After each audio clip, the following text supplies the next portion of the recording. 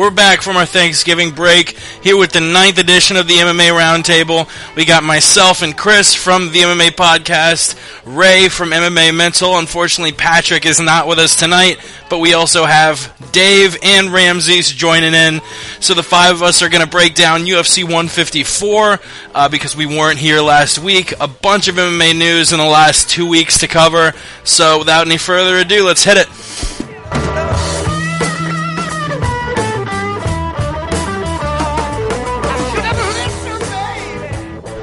And as always, huge shout out to our listeners.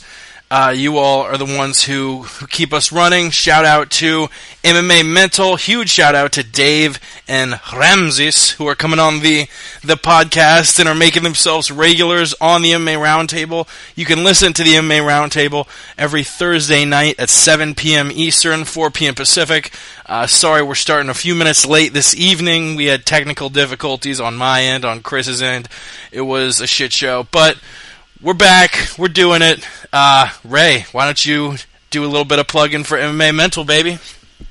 Yeah, we've had a really good week on MMA Mental. It's been exciting. We started our Fight Diary series this week. We've been doing a daily audio diary with Spencer Hewitt, who's a UK bantamweight, and he's making his debut for BAMMA this weekend. So that's gone down really well. We've just finished recording our 4th episode today. We'll be doing our final episode with him tomorrow after the weigh-ins, which is brilliant. He's talked us through the process of getting ready for the fight, the food he's eating, the training he's doing, and things like that. So that's been really interesting.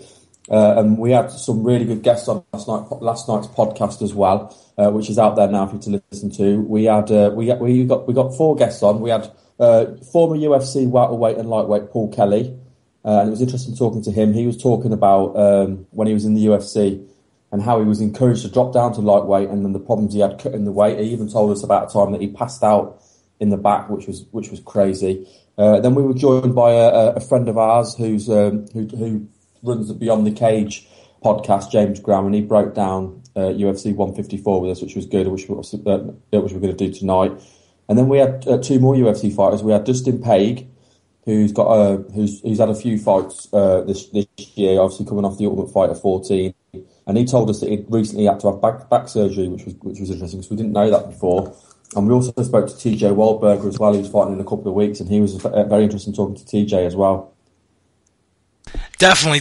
I will personally be tuning into that, and you should tune into that shit as well. And that's right, you listening to this roundtable, you should also be listening to the MMA podcast every Wednesday, 9 p.m. Eastern, 6 p.m. Pacific. We didn't have any guests this week, kind of getting back in the groove of things, coming back from our tryptophan-induced comas. We are planning on having the Voice of Pride on next week. Spoke with her. As always, we've been in talks with Joey Diaz. Can't wait until we finally get that bad motherfucker on. It's going to be a lot of fun. And if you want to join in on the conversation, you can tweet us at the MMA Podcast. Or if you have Skype, you can Skype in at J and Silent Bob, the letter J and Silent Bob. We'll have the whole MMA podcast thing figured out soon, but as it goes now, Chris has the best internet of all of us, so he is hosting the call. So if you want to Skype in, you got to call us there. So probably Twitter's the best way as we're still getting the phone line thing worked out, and there's already 5 of us, so a 6th person might make it a clusterfuck. So tweet us at the MMA Podcast or at MMA Mental, and obviously visit the MMA Podcast and MMAmental.com. Hope you motherfuckers had an awesome Thanksgiving. And before we get to breaking down UFC 154, Ray, you have some Fightbusters, and also we didn't mention it, but MMA Mental now has sponsors. Huge props to you all for picking up. Yeah, huge props for picking up a sponsor. And I believe, if I'm not mistaken, this week's round of Fightbusters has a prize. Correct? No, you are mistaken. Oh, I am mistaken. Damn it! I'm always mistaken. Oh, you son of a bitch. We have got a prize. I'll tell you what else as well I didn't say. We're actually having a redesign at the minute as well. We're redesigning the whole of MMA Mental to try and get it more modernised. So that's something to look out for as well. So we've got a prize for this week's Fightbusters, which is the first time we've had a prize, which is good. So it'll be interesting to see if that will encourage people to try and get inside my mind and try and work the clues out. So before I give out this week's clues, we're going to go back and give out the clues from a couple of weeks ago. Now, I know you managed to get 2 of them, but we couldn't get the third one. And I've told Chris the answer now, but I know the others. I don't think the others will know, so we'll go through them now. So the ones that you were able to work out, we had the colour of the month, Nearly a Geek, and that was Grey Maynard. May being the month, the colour being grey, and Nard being close to nerd. And the American Uncle having a beer, which is obviously Uncle Sam, and a beer is stout. Now, the one that nobody got was I'll have some coffee with the doctor and then go to the toilet. And that was the coffee. A coffee chain is Costa. There's a famous Dr. Phil who obviously is good friends with Oprah Winfrey, and he goes to the toilet for a poo. So you got Costa Phil. Dang, I thought it was George Roop. You got Costa Philippou. Okay, so this week's Fightbusters, as I've said, they're sponsored by UK Fightwear. And if anybody can work out these 3 answers, they need to either tweet at MMApodcast.com, tweet at MMA Mental, or email me, which is mmamental@hotmail.com.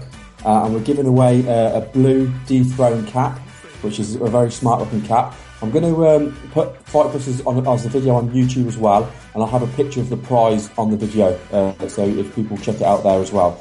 So I've got 3 clues for you then. If the hosts are able to work these out, don't shout them out. I want to see if people can work them out themselves. You can. I want to win a cat. You can type them to me on the Skype thing, so you can work them out. So here's the 3 clues. Then clue number 1 is the Giant Champion. Clue number 2 is the Burping Key, and clue number 3 is the Pit with a Fence. The what with a fence? The Pit with a Fence. Wow, those. Yeah, I don't think I have no idea what any of those would be. You wanna? Dave's got number 1 and typed it on here, so that number 1 is Dave's already got it. All right, well, don't shout it out. And one more time before we finish the podcast, Ray will repeat those Fightbusters in case you missed it. Man, all of these, I can't figure any out. So, yeah, if you are able to figure it... Chris has got number 2. Oh, you sons of bitches. So, wait. So, are any of us eligible for winning this cap? Nope. Oh, I'm going to make a fake Twitter. I'm definitely making a fake Twitter. To get all 3 of the answers, not just 1, 2, or 3. You need to get all 3 of them. Well, yeah, if you think you have it figured out, then tweet us at MMA Mental or the MMA Podcast, or email Ray, and you'll win a fancy new Dethrone cap. So let's move on, I guess, to UFC 154. We'll go over the prelim fights and then discuss the main card fights. You had Darren Elkins putting himself in the elite ranks of the featherweight division, defeating Steven Siler 30-27 across the board. Ivan Menjivar, coming off that loss against Mike Easton, pulled off a very, very slick submission, winning submission of the night against Azamat Gashimov. In the first round, Matt Riddle, been in the news a lot lately for his marijuana suspension and a little tiff with who was it? Kevin Randleman? Random. It was about his wife as well. Yeah, random beef there, and Riddle took that one 30-27, 30-27, 29-28. The Canadians, Antonio Carvalho and John McDessie, also winning decisions. You had Cyril Diabate defeating Chad Griggs and his awesome mutton chops halfway through the first round. And that gets us to the last fight on the prelim card, which was a disqualification. Those are always pretty controversial. And it saw Alessio Sakara, who was easily the aggressor, finish the fight a minute and a half into the first round. Really rocked Patrick Cote twice against the fence. Eventually got it turned around. His back was against the fence, and when Patrick Cote fell, he landed 8 or 9 hammer fists to the back of Cote's head. Rosenthal runs in and ends the fight. Everyone figures he's ending the fight because Sakara won. Sakara had rocked Cote and hammer fisted the shit out of him. And then it was Dan Miragliotta. Oh, was it? Oh, well. Yeah. Fuck me. Yeah, and Miraglata runs in and ends it, and probably largely due to the crowd's reaction. The crowd was incensed, booing, and you saw the decision on who won the fight get reversed. Sakara gets disqualified. Chris and I actually disagreed. We were watching the fight together on Skype, and Chris really didn't... Legally, we were watching pay-per-view streams on UFC.com legally, and we disagreed. And I'll go ahead and throw my my opinion out there first. I think it was dumb as shit for Sakara to land. I mean, if you were to take a Sharpie and mark the exact center of Kote's head, it looks like that's where he was targeting for all eight hammer fists. You've got to be smarter than that. You've seen the same thing happen with fighters getting disqualified for hammer fists. I believe in the Prater Silva fight, you saw the exact same thing happen, and you just can't do it. All of those were textbook back of the head shots. Miraglata should have jumped in there earlier, or at least warned him, like, hey, stop. But Sakara, I believe, needs an interpreter. I'm not sure if he speaks English. He's from Italy, so yeah, that was all around tricky.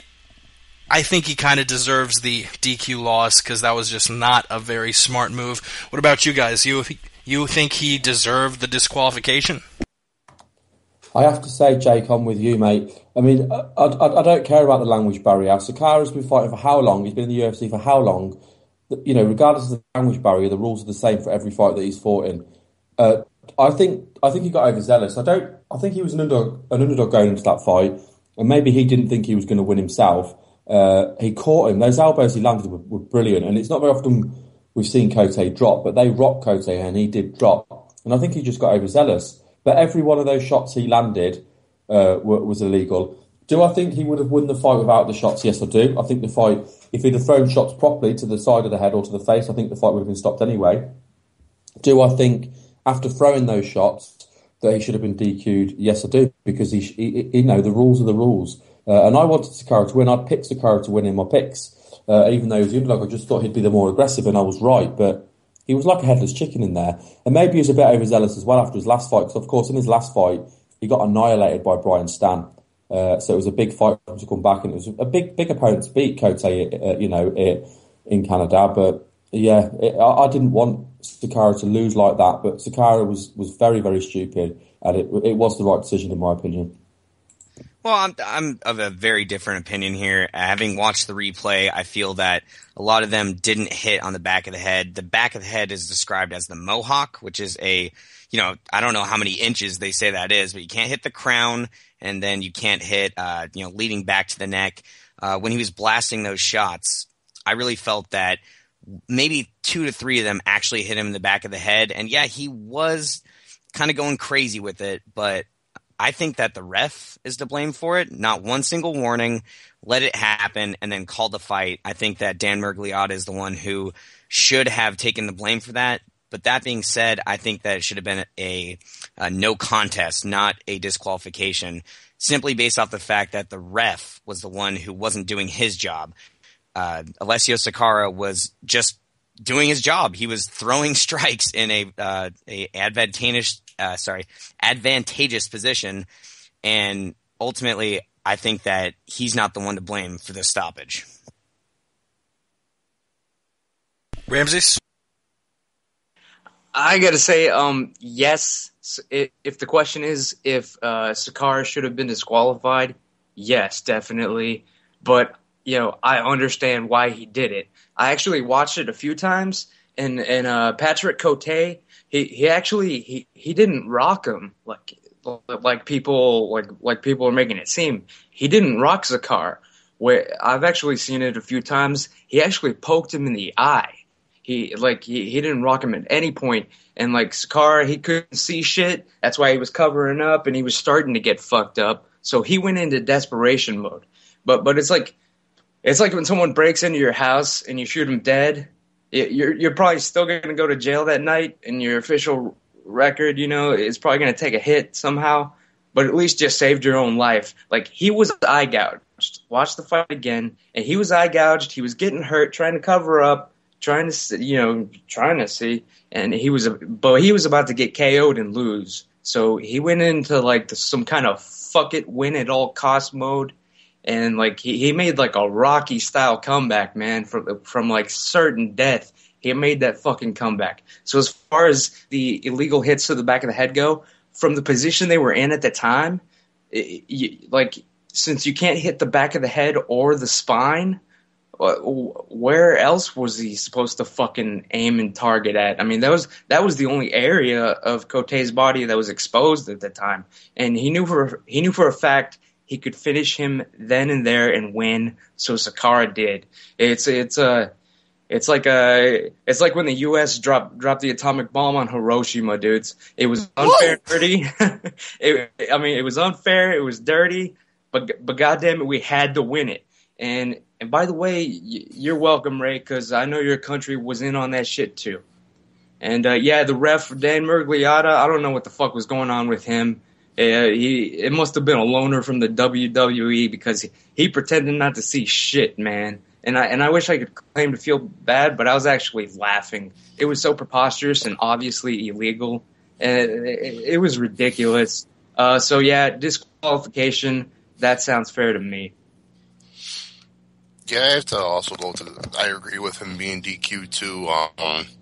If it was one shot and Cote couldn't continue, then I can see the no contest. But those multiple shots that put him out, I haven't had a chance to watch the replay yet, but I plan on doing so just to see how many really landed, how many didn't, and now what Ramsey's bringing up that point with the eye poke, just want to see everything again and maybe make a better judgment. But for the time being, I'm sticking with the DQ as well.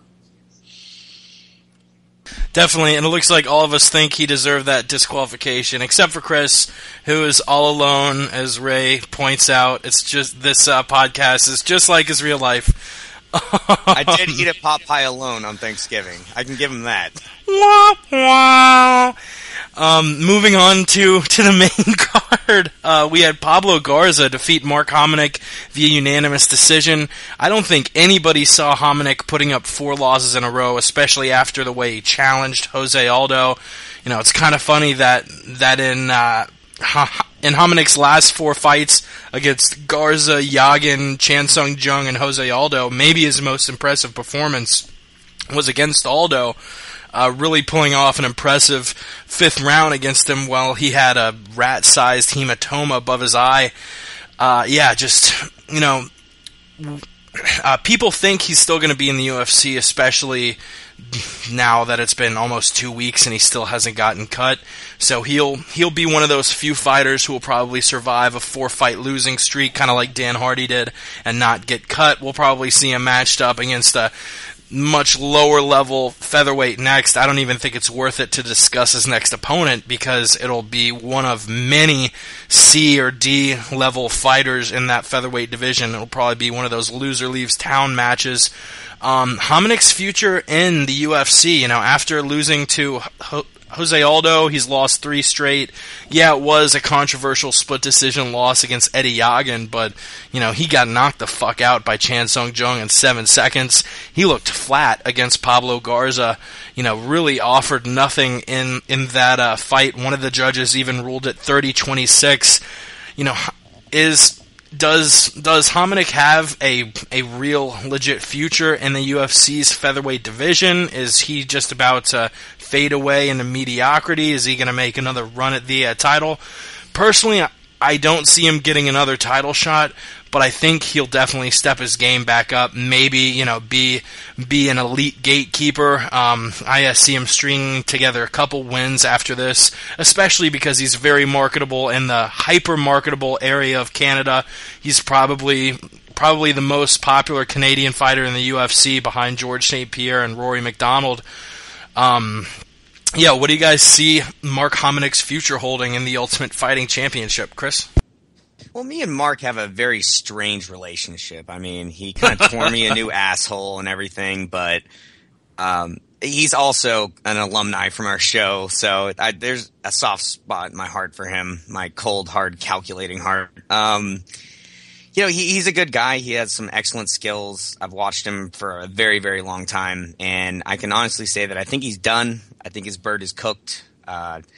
His skills are holding up, but it seems that his drive and his chin aren't really holding up. He gets rocked and dropped in every single fight he's been in since that Aldo fight, and having his best friend and trainer Sean Tompkins die didn't help either. So I think he's done. I think he gets one more shot in the UFC. If he doesn't hang it up, he gets one more against a C-level fighter, and that's where I see his career going. At a certain point, he'll start getting knocked out completely cold, like in that Korean Zombie fight. It hasn't happened in the last two, but I really feel that he's going to get one more, probably lose, and retire.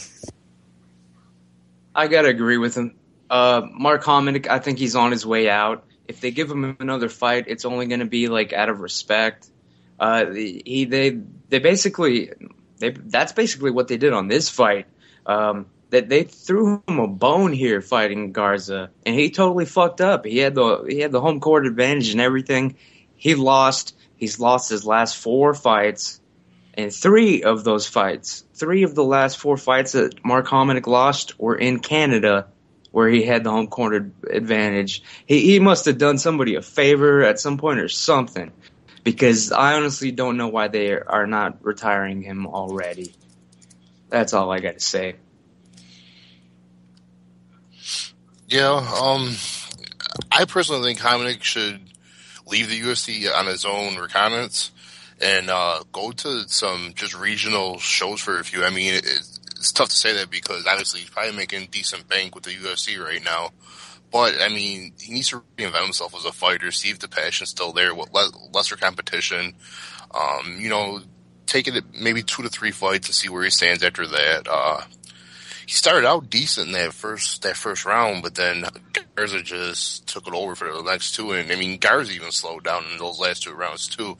It was looking like fight of the night for sure. And then both of them really petered out, and, Hominick just a lot more than Garza. But yeah, that's my view on it. I just think Hominick should just leave himself, for a few fights, see where he goes after that. If he looks good, feels good after those couple fights in regional circuits, come back in and get a decent fight again, because what's the sense of fighting the bottom of the barrel guys in the UFC besides the decent paycheck? I like what Dave said about the first round, because after watching that first round, because the first round was on the feet, which we know that's what Hominick's good at. And it looked like it was going to be fight of the night. I mean, the first round was just back and forth, and he rocked Garza with some punches, and Garza, looked wobbly at a few stages in the fight.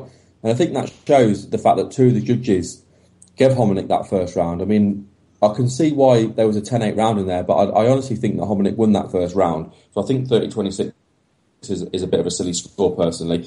But once Garza then obviously brought in the ground game and took Hominick down, I mean, he just beat Hominick quite easily. And I thought as well, I know Garza's a lot taller than Hominick, but I thought his body looked a lot thicker as well. He looked like a whole 1 or 2 weight classes above Hominick. He looked massive compared to Mark Hominick. I think in the end the size was just too much because of Garza's grappling. If Garza was just a striker, I think Hominick would have knocked him out. But with the size advantage in the grappling, that's why Garza was able to win that fight. Do I think Hominick's got much of a future in the UFC? It's really sad to say, because he's done a lot and he's had some brilliant fights. I remember when I first saw him when he debuted against Eves Edwards, and he was an actual featherweight fighting at lightweight, and Eves Edwards was like the unofficial UFC champion because the lightweight division had gone and just come back, and he shocked everyone and beat Eves Edwards. And like Chris said, we've spoken to him on our podcast as well, so you do kind of have a connection. But he hasn't been the same since his trainer and his friend passed away. And it's the same for Sam Stoute. He hasn't looked the same either. It's obviously had a massive impact on the guys from that gym. The other question you said was about Garza being a legit threat at featherweight. I don't think he is a legit threat at featherweight. I think he's a very skilled guy and he looked very good in that fight. But I don't ever see Pablo Garza fighting for a title, and I don't ever see Mark Hominick fighting for a title either.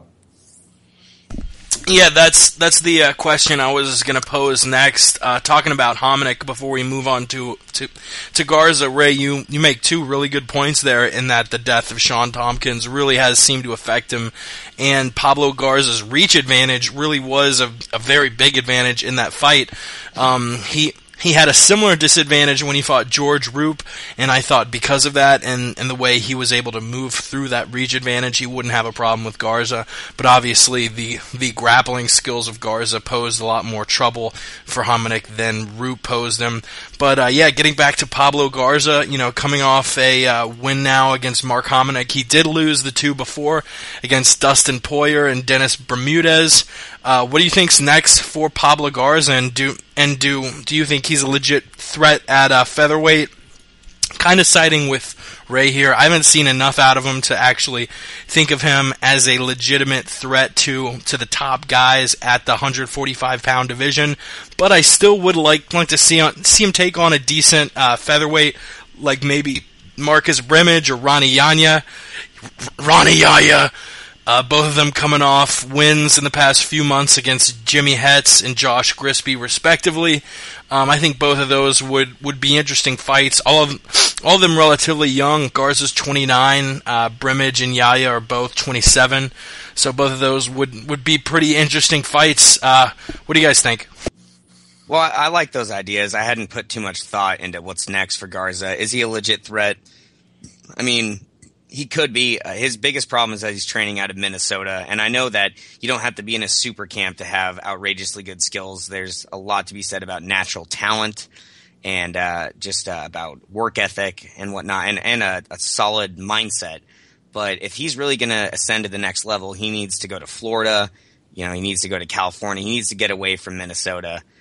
Those guys can't really offer him too much to take him to the next level. So is he a threat now? No. Could he be? I definitely think so. He's a giant featherweight. So, I mean, and he knocked out Fredson Paixão in his debut in the octagon, got knockout of the night, had a flying triangle on Yves Jabouin. So absolutely he has the skills to do it, but I don't think he has the training regimen to back up those skills and take him to the next level. I don't think he's going anywhere. Pablo Garza, I got to say, I haven't seen anything to indicate that he will ever be an elite fighter, or that he is an elite fighter. I saw the post-fight interview that he did with Ariel Helwani, where he said like Mark Hominick was like his hero, and that's why he beat the shit out of him, because like he beat the shit out of his hero like out of respect. It was really weird how like he somehow. I was stoned, but he somehow made that sound honest and legit. Like he beat the shit out of him out of respect for his hero. And but still though, Garza himself was on a 2-fight losing streak, and honestly, all he did this past UFC was beat a guy on a 3-fight losing streak. So and like I was trying to say earlier. They were throwing Garza at Hominick, like they were throwing Hominick a bone, just hoping Hominick could pull off a win in his homeland for once, But it didn't happen. Garza won. I honestly don't know what's going to happen next for Garza, but I can guarantee you it's going to be inconsequential. Yep. Yeah, I don't really think that Garza's going to go too far in the division. Ramsey's kind of took the words right out of my mouth when he beat a guy on a 3-fight losing streak. He was on a 2-fight losing streak himself. I mean, I just don't really see anything in him. The flying triangle was nice, but that's it for him with the UFC. When you think about Garza, that's pretty much all you think of. You don't think about who he's beat or who he's really lost to. You just think of that one moment. That's about it. I mean, the most he might get out of this, he might be able to make it onto a field card, main card. That's about it. I don't really see him being a threat in the division at all. Yeah, I agree with what's been said. I mean, I don't mind chucking out a few opponents. I mean, I know, Jake, you chucked out a few opponents. I'll chuck a few of the names out there. Darren Elkins had a great win against Stephen Sider. That was a really, really good fight. Maybe that'd be a good fight for Darren Elkins to see where his grappling skills are, see if he can take down someone as big as Pablo Garza and control him on the ground. Other guys to think of, other guys that have won. I mean, Eddie Yeager's just pulled out of a fight of injury. He likes to stand up. Would he be able to stop the takedowns? Cole Miller's lost his last fight against Nam Phan, and he obviously lost to Stephen Siler as well. So there's a few guys he can fight, but I don't think. When he fights, I'll enjoy the fight, but I'm not sitting here thinking I can't wait to see who he fights next. Yeah, and I think all of us are kind of in agreement there, even though he looked impressive through a crazy capoeira kick at the beginning of round 2. Really, unless he moves or ups his game significantly, none of us see him threatening the top 10 of the featherweight division. Let's go down a fight to the lightweights. Rafael Dos Anjos versus Mark Bocek. Really kind of a very, very handily win. Dos Anjos looked a lot smoother than Bocek did. And Chris and I were talking about it yesterday on the MMA podcast, talking about whether Rafael Dos Anjos deserves a top fight in the lightweight division. You know, he's kind of on a streak here.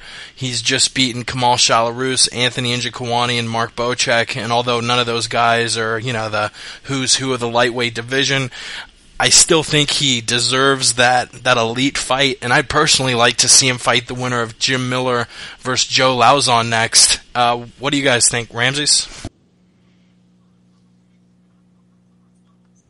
Ramses? Yeah, sorry. You were about that. smoking marijuana, weren't you? You busted me, man. How on earth did you ever fucking guess? But no, I'll keep it short with fucking Dos. Is it Dos Anjos or Dos Anjos? Dos Anjos. Whatever you want. Carajo. See, because I happen to have a little Hispanic in me, to tell you the truth, and I've heard so many different pronunciations. I don't even know. But yeah, Rafael, he's on a 3-fight win streak, but I didn't even bother to watch the fucking fight again because it was boring as hell. It was boring as fuck, man. It went to a decision, just like his last fight, and I'll be damned if any one of us here in the roundtable. I'll be damned if any one of you can name the last 2 fighters he beat before Mark Bocek, without looking up, Kamal Shalarus and Anthony Njokuani. I just said that. No. I was going to say without looking it up and cheating. I didn't. I don't need to. Okay, fine. All right. You got me on that. But Dos Anjos, he needs to make a mark somehow, because apparently beating a mark wasn't enough. All right. I hope he gets a big fight against a big name opponent because I want to at least give him a chance to show us what he's got before I officially declare him like a bum-ass point fighter, because that's all I've seen from him so far. But I want to see him fight somebody big, like somebody, I want to see him go up against like somebody elite before I pass judgment on him. And just a quick word on the street about Mark Bocek. He's not going anywhere. Even though how many losses is it for him now? 14. Yeah, something like that. He's not going anywhere because obviously he's the dude that trained Lorenzo Fertitta and Dana White. He trained them on Brazilian Jiu-Jitsu and introduced them to that shit. So they literally owe him their livelihoods. So he's not going anywhere. Rafael, he's got to fight somebody big, or else he's not going anywhere either.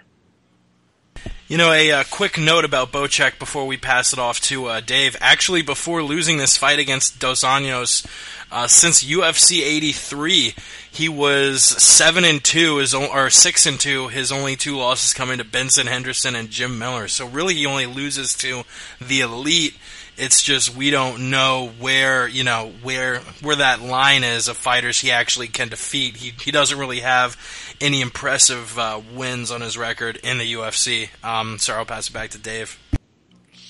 Yeah, first of all, I want to say I was pretty shocked that he dominated Bocek like the way he did. I thought he would. I thought he had the skills to win, that he'd win a close decision, but I didn't think he would pretty much dominate him like the way he did. I mean, he made Bocek look like he was not even UFC type material, the way he put the whipping on him.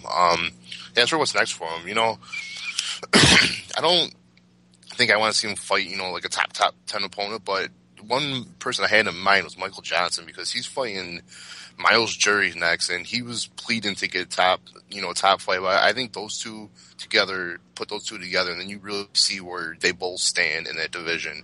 If they really can hang, with the big guys or not, that would really put him on the cusp of getting that top 10 opponent. I would love to see those two go at it next, but fortunately he can't because he's fighting Miles Jury. So at the time, I really don't have an opponent for him right now, I guess. I have to admit, I was pretty impressed with Rafael Deanius in this fight. We'll call him RDA. I thought he looked good. I mean, I like Bocek. I remember watching Bocek's fight against Nick Lentz. He schooled Nick Lentz, and Lentz is a good wrestler, but Bocek beat him with ease. And then RDA comes in, and he just dominated every aspect of the fight. I thought he looked good in the fight. I didn't find the fight particularly boring. That's just my own opinion. As for next opponents, I wouldn't be that fussed seeing him fight the winner of Jim Miller, Joe Lozon. I just think that's too much of a step up. I like the idea of him fighting Michael Johnson. I think that would be a good fight. And I don't understand the Johnson-Jury fight. I think Michael Johnson has earned the right to fight a better opponent, in my opinion. Another name I'd like to chuck in there, another guy who's on a pretty good win streak and is coming off of a win that he wasn't really expected to get, and especially the way he got it. But I wouldn't mind seeing Rafael Dos Anjos take on Matt Wyman. Wow, that's a fantastic call. I mean, you guys had this thought out.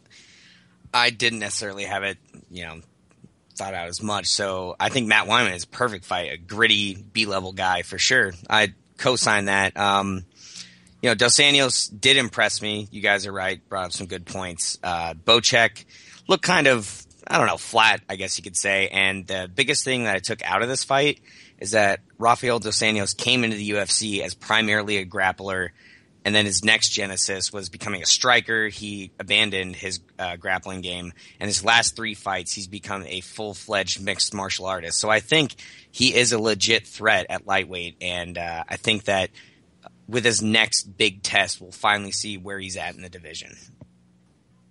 Definitely, you all make really good points there, but we'll keep it moving on to the middleweight fight between Francis Carmont and Tom Lawler. It was between this fight and the Sakara disqualification as for which one was the most controversial fight of the night. It went split decision to Francis Carmont, 29-28, 28-29, 29-28. Sal D'Amato being the only one ruling it for Tom Lawler, and Cardo Urso and Tony Weeks judging it for Francis Carmont. I was actually looking at a story that kind of compiled a bunch of media scores for that fight, and out of 9 media people, you had a couple people from Sherdog, including friend of our podcast who we had on a few weeks ago, TJ DeSantis, a couple people from Bleacher Report, MMA Junkie, MMA Fighting, MMA Weekly, kind of the who's who of MMA media. Out of those 9 people, 8 ruled it for Tom Lawler. 5 of those people, over half, saying it was 27-30 Lawler. It was a close fight, but I saw Lawler winning it. I actually gave the first and the third to Lawler and gave the second round a 10-10. What did you guys think happened?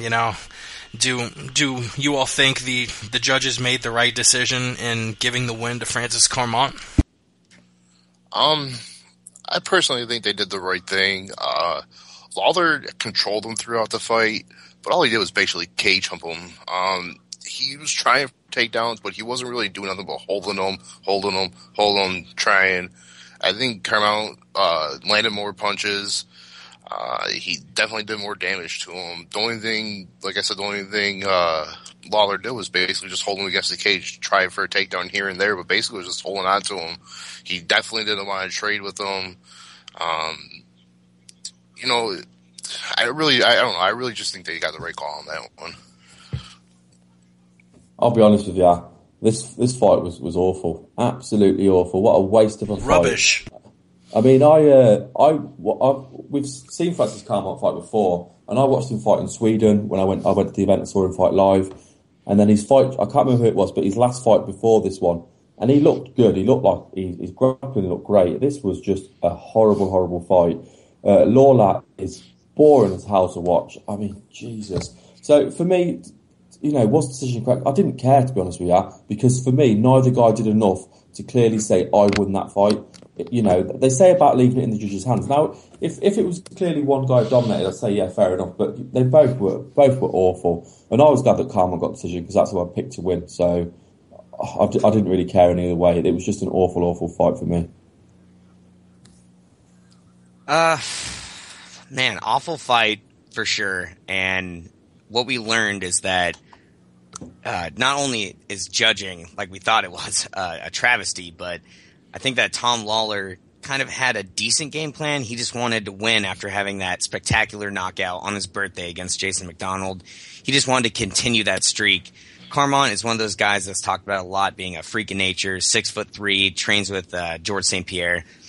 And his game plan, Carmont's, in this fight was power kick. He was just power kicking, power leg kicking, barely throwing any punches. Tom Lawler had the better boxing, the more pressure. I really felt that Tom Lawler should have won this fight, and you guys have it broken down to a scientific thing, who won which round by what. But as a whole, that's how I look at a fight. I felt that Tom Lawler deserved that nod. And on the flip side of that token, he didn't really do enough to, kind of put the nail on the coffin of Francis Carmont. So it is what it is. I think that Lawler should have won, but I'm not mad that he didn't. I've got to say, when in doubt, just do the fucking rematch. But I do agree it was a boring fight. So, I'm not even sure who would be interested in it besides Tom Lawler and Francis. Because, if the question is, was the decision correct? Well, hell yeah, because it was split. I mean, it was a split decision, so yeah, it was correct. Just like all of us are, split on this shit deep down somewhere. I'm not even Carmont or Tom Lawler are 100% sure they won or lost. So fuck it. Let's set aside 15 minutes somewhere and have them go 3 more rounds. They looked gassed when they were coming out in their walkouts. All right. So they need to both get together. Their teams need to get together, and they need to time their cycles better. All right. Because they're both gassed. Their menstrual cycles. No, you guys know what the fuck I'm talking about. I'm talking about that Brazilian bomba sold by Renato Laranja, dude. Their bicycles? I'm talking about the HGH shit that made the new Rambo movie possible in 2006, all right? And with that, I'll just say, Lawler versus Carmont, the decision was correct. It was split. I honestly, I wish we saw more draws. I wish more judges would pull the trigger and call draws, and this was a perfect example of why. Thank you. Yeah, I just say let them get all hopped up on bath salts and fight each other in the ring. That'd be way more entertaining than what I agree with you guys. That was a pretty boring fight. It was a lose-lose in all situations. It was a boring fight. The wrong fighter won. So let's move on to what was an exciting-ass fight. In the co-main event, you had what people pretty much assumed was a fight for number 1 contendership in the welterweight division, and Johnny Hendricks made no bones about it, knocking out Martin Kampmann 46 seconds into the first round. Jesus Christ. Chris and I were talking about it yesterday. Hendricks, he has the best left hand in MMA. Probably has the second most feared punch now to Dan Henderson's H-bomb. I mean, Jesus Christ, it was perfectly timed, perfectly placed, and had the power of a Mack truck behind it. I guess that's why they call him Big Rig. And now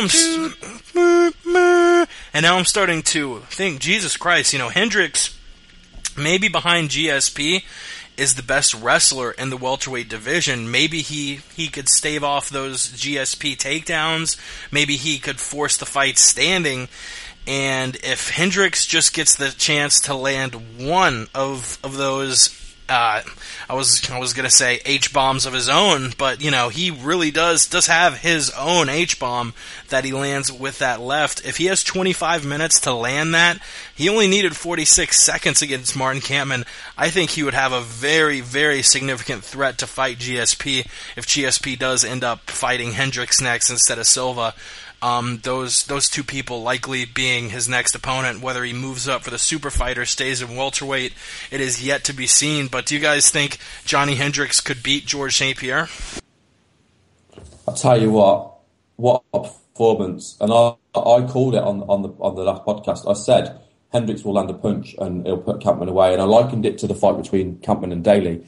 And in a way it was more devastating because Daly wasn't able to put Kampmann down where Hendricks obviously did. Hendricks just hits hard.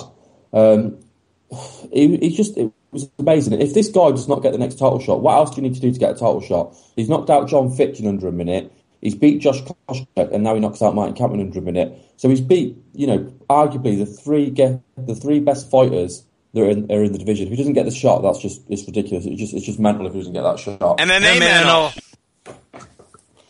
Oh, cheese on a stick. Right. So, do I think Johnny Hendricks can beat George St-Pierre? For a while, for me, I felt the way to beat George St-Pierre is to be able to neutralise his wrestling and be able to. If you can neutralise the wrestling and you've got better stand-up, you've got to be able to beat him on the feet. Can Johnny Hendricks neutralise his wrestling? Yes. Has he got the power to beat him on the feet? Yes. I think Johnny Hendricks is the man who will take the title off George St-Pierre. Bold statement, but I'm making it. Damn. Powerful Ray Thompson. Yeah, powerful Ray Thompson. Sorry for jumping the gun, as Dave said in the Skype chat. It was a really impressive performance by Johnny Hendricks.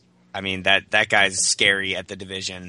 I would like to see George St-Pierre face Johnny Hendricks. I think that Johnny Hendricks definitely has a shot. Like you guys have brought up a bunch of points already. He's a fantastic wrestler, college level, who's improved his striking to include one of the most devastating weapons in the division. And, what's next for both guys? I think Johnny Hendricks will go on to fight for an interim title against Nick Diaz, and I think that Martin Kampmann will face some guy that's coming up the ranks, man. I couldn't tell you who exactly. I don't have any ideas at the moment. Dudes, I gotta say, Johnny Hendricks would have just walked right up to the George St-Pierre that showed up on last Saturday and just would have punched him in the face with one fucking he just would have walked up and ended the fight. All right, the GSP that showed up at UFC 154 has no chance against the Johnny Hendricks that showed up at 154. I think all of us know it. The UFC knows it. That's why you ain't going to see Hendricks touch GSP. Not until the Anderson Silva fight happens. So if the question is, could Hendricks beat GSP? Yes. Even with one hand tied behind his back, literally. That's all I got to say. Well, it better be his right hand tied behind his back because his left hand's at his own H-bomb. Well said, Dave. I agree. But I truly believe he has a legit chance of beating GSP by only using that left hand, though. Anywhere else, GSP will definitely dominate the fight. Bring up the point that Hendricks is a great wrestler, but so is John Fitch, so is Koscheck, and look what GSP did to those guys.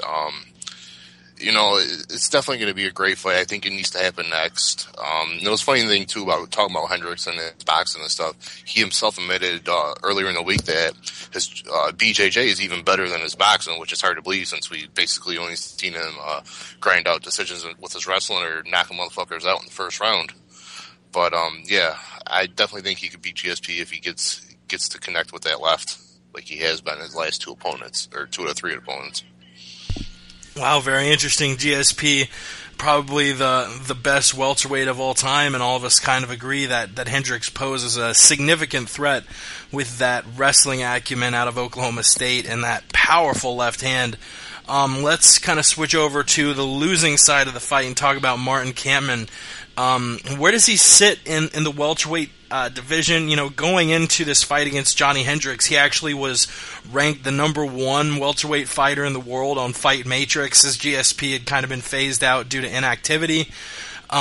Is he a real title contender? He's beaten top guys like Jake Ellenberger, even though I disagree with that TKO, as I'm sure all of you know by now. He's beaten Thiago Alves, Rick Story, Carlos Condit in a split decision, beaten some top guys, but he's also lost fights like Chris, or Ray actually mentioned before. He lost to Paul Daly. Just took that hard loss to Johnny Hendricks and took back-to-back losses at UFC 121 and UFC Live against Jake Shields and Diego Sanchez. I think the jury's kind of still out because we've almost seen two different Martin Kamens, and it's hard to judge a guy when he gets knocked out 45 seconds into a fight by the hardest left hand in MMA. I think he'll be one of these guys who's perennially in the top 5, top 10 of the welterweight division, but I'm just not sure if he ever gets a title fight. He's lost 2 UFC welterweight title eliminators now. The fight against Jake Shields was a title eliminator at UFC 121, that one going to a split decision. Just, if I had to make the call right now, it's close, but I don't think we ever see Martin Kamen fight for the UFC title. I don't think we'll ever see Martin Kamen fight for the UFC title either. I think we'll still see him in a lot more exciting fights. We talked there about Paul Daley and Johnny Hendricks. Now, there's another guy that beat Martin Kamen on the feet as well and overwhelmed him very early on in the fight and got a TKO stoppage, something like, I don't know the exact time, but say like a minute into the fight. And that guy, at that time, that fight was at middleweight, and he could soon be joining the welterweight division here in the UFC. Can anyone think who that guy is? I'm putting you all on the spot. Alistair Overeem. Any serious answers? Ian McCall. Yeah, ask the question one more time, sorry. Right, I was just saying that we've obviously seen Kampman get overwhelmed by strikes. It happened with Paul Daley, and we've seen him get knocked out by Johnny Hendricks. There's another guy who did the same to Kampman at middleweight who could soon be joining the UFC welterweight division. There you go. So, there's another guy that he's below it in the rankings, in my opinion. Nate Marquardt is currently the welterweight champion of Strikeforce. We know that Strikeforce is going down the pan. They can't even put a card together at the minute, so hopefully we're going to see Nate Marquardt back in the UFC, he should never have been cut from the UFC. They should have, they've kept people that have done a lot worse than what Marquardt did. It's ridiculous that, when they cut him, I think anyway. Yeah, I think we'll see a lot more exciting fights out of Kampman. I think he'll be in main events, he'll be in fight of the night. He's very exciting. He's very rarely in a boring fight, but I don't think he'll ever be a title contender personally. Yeah, definitely agree with you on that, man. He has shown that in his last 3 fights against Story, Alves, and the 3 before this one, he's shown against those guys, as well as Ellenberger, that he can finish and really beat up truly top-level guys. But there's something about the guy that he's always a bridesmaid, but he's never a bride. So I kind of agree with you guys. He'll never sniff that title. This fucking Kampman guy, he was a good fighter. He's a good banger. He definitely knows his MMA shit. But the question we're talking about is whether or not he's a real title contender at welterweight. And my answer is no. Not after this fight with Johnny Hendricks. Not after a flash knockout. Like a flash knockout like that in round 1. You didn't even bang with the guy in a minute, for a full minute, and you got a flash knockout. That sends you like, remember I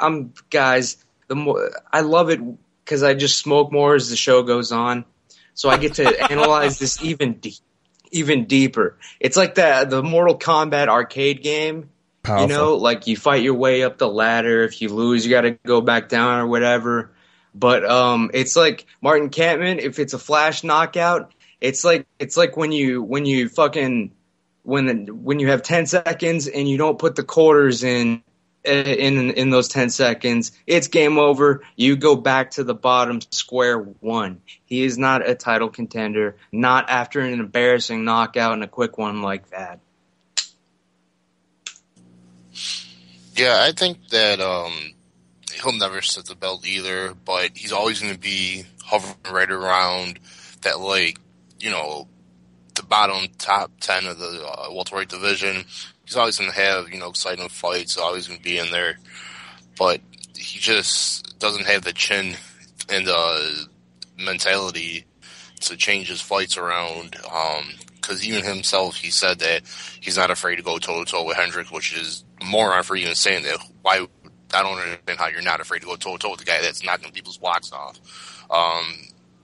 He's just dumb when it comes to how he trains for a fight, I would say, but puts on exciting fights in doing so. So, yeah, he'll be a contender in the welterweight division, but not a title contender.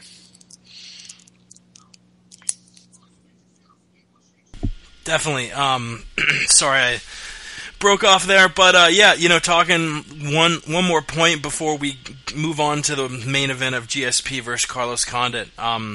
Who's next for both guys? Personally, I don't think GSP Silva's going to happen next just because GSP's camp is going so hard against it. I will fight when I am ready to fight. But even though I personally don't think he's going to fight Silva next, I think the guys in Vegas know a little more than me, and the guys in Vegas say it's favored that GSP will fight Anderson Silva next. So just going with those Vegas dudes, I say next for Johnny Hendricks, if GSP goes on to fight Anderson Silva next, a fight for true number one title contendership against Nick Diaz. And that is a whole nother topic we can get to another day, that possibility. Chris and I actually spoke about it some yesterday on the MMA podcast. So for Johnny Hendricks, if I had to make the choice, I say he fights Nick Diaz next. For Martin Kampmann, I'd like to see a rematch with him and Carlos Condit. Both of them were actually talking before UFC 154 about, oh yeah, when Condit and Kampmann win, both of them want the rematch. Well, they both lost. How about they still get the rematch? That was a controversial split decision when they fought a few years back. And why not put Kampmann and Condit up against each other? Winner still in the welterweight title mix. Loser has 2 straight losses and a lot of climbing to do. I definitely co-sign what you just said, as horrible podcast. And you jumping in over me, Christopher. Oh shit! That son of a bitch. I don't want to fall out with you, but I will. Yeah. Shut up. Wait your turn. Christopher? That's not my full name. Chris, that was low. Right. I would... Next for me. I'll talk Kampmann first. I've not really thought about who next for Kampmann, to be honest with you. I like the idea of him fighting Condit again because it was so close. And then for the same argument, I'd give him the fight of... the same argument I'd give him Diego Sanchez. That was another very close fight, which a lot of people felt that Kampmann won. And obviously Sanchez got the decision. As for Johnny Hendricks, for me, Johnny Hendricks' next fight should be GSP. He's by far the number one contender in that division. He's beaten, 3 top guys, and 2 of them he's beaten them in under a minute. So he should be next contender. I don't think Nick Diaz has done enough to earn an interim shot or whatever you want to call it, personally. I mean, his last fight was the loss to Condit. So I wouldn't be interested in seeing Diaz get a fight against Hendricks. If Hendricks was to have to fight someone other than GSP, then I would say reset up the match between him and John Fitch. John Fitch talked a lot of smack after the fight, saying it was luck. John Fitch has looked good since that fight. Let's see if it was luck. Let's get him in there and fight again. I'd rather see Hendricks fight Fitch than Hendricks fight Diaz. I think Diaz needs to do more to earn his way back up there, in my opinion. Now you may Chris, speak, you can talk Chris. now. Oh, is that me? You can talk now. Is this me? Talk now, boy. Okay, so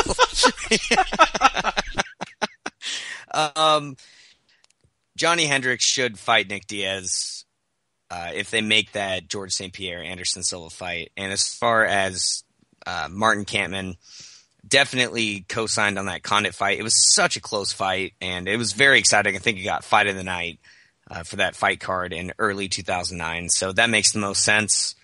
I'm co-signed with Jake on that, like I was trying to say earlier when I skipped line, like I'm at the log jammer or some shit. So I'm definitely on the same boat as Jake there. I think that makes the most sense. I've got to go into a slight conspiracy mode here. Like I said earlier, they are not going to let Johnny Hendricks touch GSP until he fights Anderson Silva, gets that money in the bank. That fight's happening in 2013.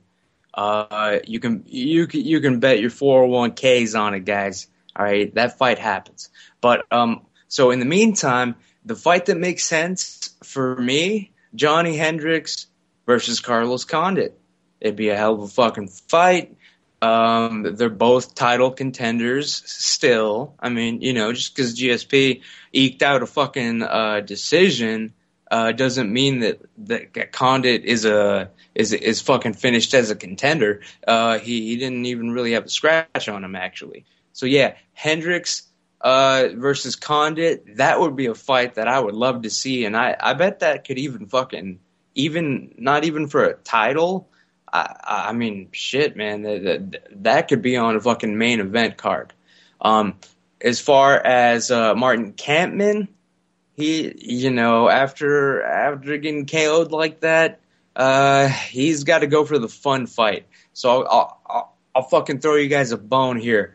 I smoke a lot of weed, watch a lot of fights here. Maybe one of you guys will even remember what I'm talking about. But the best fight that Martin Kampmann can make, and it would be the most like entertaining fight. It would probably be fight of the night. Probably again would be if Martin Kampmann had a rematch against Diego Sanchez. You guys remember that fucking fight? Anybody out there back me up on how fucking badass that fucking fight was? I mentioned that fight earlier on. Yep, exactly. It was a controversial decision. That's why that fight would make the most sense. I mean, Kampmann's coming off a loss. I think Diego is too. Let's put them together, have a fucking rematch. They had a fight of the night the first time around. That would be the best fight to put them up against next. I don't want to piss in your cornflakes or nothing, but Sanchez is down a lightweight. But it would be a fun fight. But as for what's next, I truly, truly want to see Hendricks fight GSP. He's earned the title shot, but obviously we all know and probably pretty much all think that it's definitely going to be Silva for GSP's next opponent. But I do like what Ramsey said. Condit was actually the first person I thought of too over Nick Diaz in fighting for Hendricks next. I think it would be great.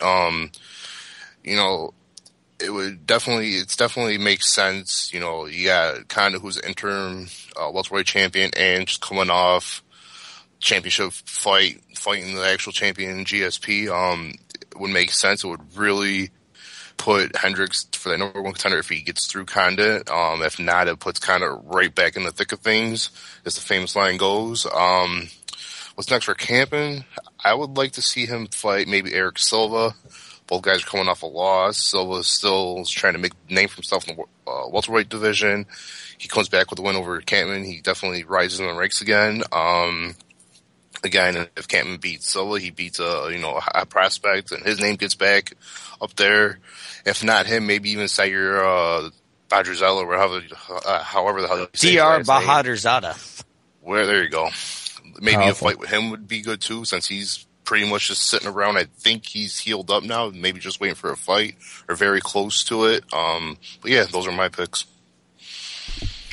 Well, a lot of those were varying picks, but I think all those fights would be pretty goddamn interesting. So enough with the fucking co-main. Let's move on to the main event. We're almost an hour in, still talking about UFC 154. It was a hell of a card, and I think the fight everyone tuned in for was GSP versus Carlos Condit. Condit really had GSP rocked in the third round. He had a chance to win it all, and for a second there, I thought Condit was going to finish GSP, but it just wasn't meant to be. George St-Pierre, really handily won the first, second, fourth, and fifth rounds. The third round, I actually gave a 10-10, because even though Condit did have GSP hurt and almost finished him toward the middle of the round, GSP was able to rally back and actually put Condit back on his ass. Really the most interesting point I hadn't really thought of until we did yesterday's podcast. We actually had Ramses call in when Chris and I were talking about the main event. I didn't think GSP's knee was going to be that big of a factor, but we saw the takedowns of George St-Pierre, which he still implemented his game plan of taking you down and grounding, pounding you, grinding you out to a win. But usually you see George St-Pierre's takedowns rooted in strength and athleticism. Whether he has perfect timing or not, he leaps in and just smashes that double leg takedown. And this time, most of his takedowns were all timing based. They were all sort of counters when Condit was off balance or Condit was throwing a punch. GSP would sneak in there. He has maybe the quickest takedown in MMA. Easily the best wrestler I think, in mixed martial arts. Just very, very impressive. Got those perfectly timed takedowns against Carlos Condit and won the unanimous decision, 49-46, 50-45, 50-45. And kind of talking about his style, after the fight, you had Nick Diaz tweet, "I'm not impressed with your performance at George St-Pierre." He actually came out with a video afterwards saying his style was boring. I've seen a lot of people on different forums criticize GSP for being a really boring fighter. He never really, even though Carlos Condit's face was fucked up, I mentioned to Chris during the fight he looked like Harvey Dent because the right side of his face was all sorts of bloody and the left side of his face was fine. Really implements ground and pound very well, but never really was close to finishing the fight. And I wanted to pose the question whether his style is boring or effective. When I was a casual fan and before I got into mixed martial arts, I would call it boring because I didn't know really the intricacies of mixed martial arts. But the more I understand it, you look at the people GSP's beaten, he has truly beaten anyone thrown his way in the welterweight division. He's avenged both of his losses. And I think even though he's up there with Fedor, Anderson, and probably John Jones now as the best of all time. I would put Jones up there just the way he's swept through light heavyweights, but he is not as exciting as a Fedor, an Anderson, or a John Jones. So even though he doesn't have that finishing rate, I think he has a 54% finishing rate, which isn't that great. And Dave just made a really great point. And in the Skype chat, he not only avenged those losses, but he made statements avenging those losses. Is GSP boring or effective? I err on the side of being effective, but I could see it going either way. What do you guys think, Chris? Well, the casual fan definitely would think that he's boring. I appreciate his style. I think the one fight that really stands out in my mind is absolutely dog shit was the Dan Hardy fight, because not only did he have Dan Hardy in 2 very close submissions, but he spent most of the fight either controlling Dan Hardy or taking him down. That was boring. But if you look at all of his other performances, he is going for it. In the Jake Shields fight, he was throwing that monster right hand. It wasn't doing a lot. Josh Koscheck, he broke his orbital bone. Thiago Alves was bloodied and bruised after that fight. John Fitch, same for him. I find his style extremely effective and exciting. So for me personally, I'm going to err on the side of effective. Ramses? Sorry, guys. I heard the buzzing of black helicopters outside of my Black helicopters! Because they're on to me. They don't want me to say what I'm about to say to you guys, all right? Are you guys ready for this? Here we go. That's right. Here we go. But I'll be I don't know, somewhat reasonable. The question is GSP style boring or effective? Let's face it. Even before the injury, his last fights, 5 fights, I'd even venture, were all boring. So was this one. The only reason it was exciting, I mean, like my blood pressure was up, it was rising, like I was excited. But the only reason was because it was his comeback fight, and we were all wondering or whatever.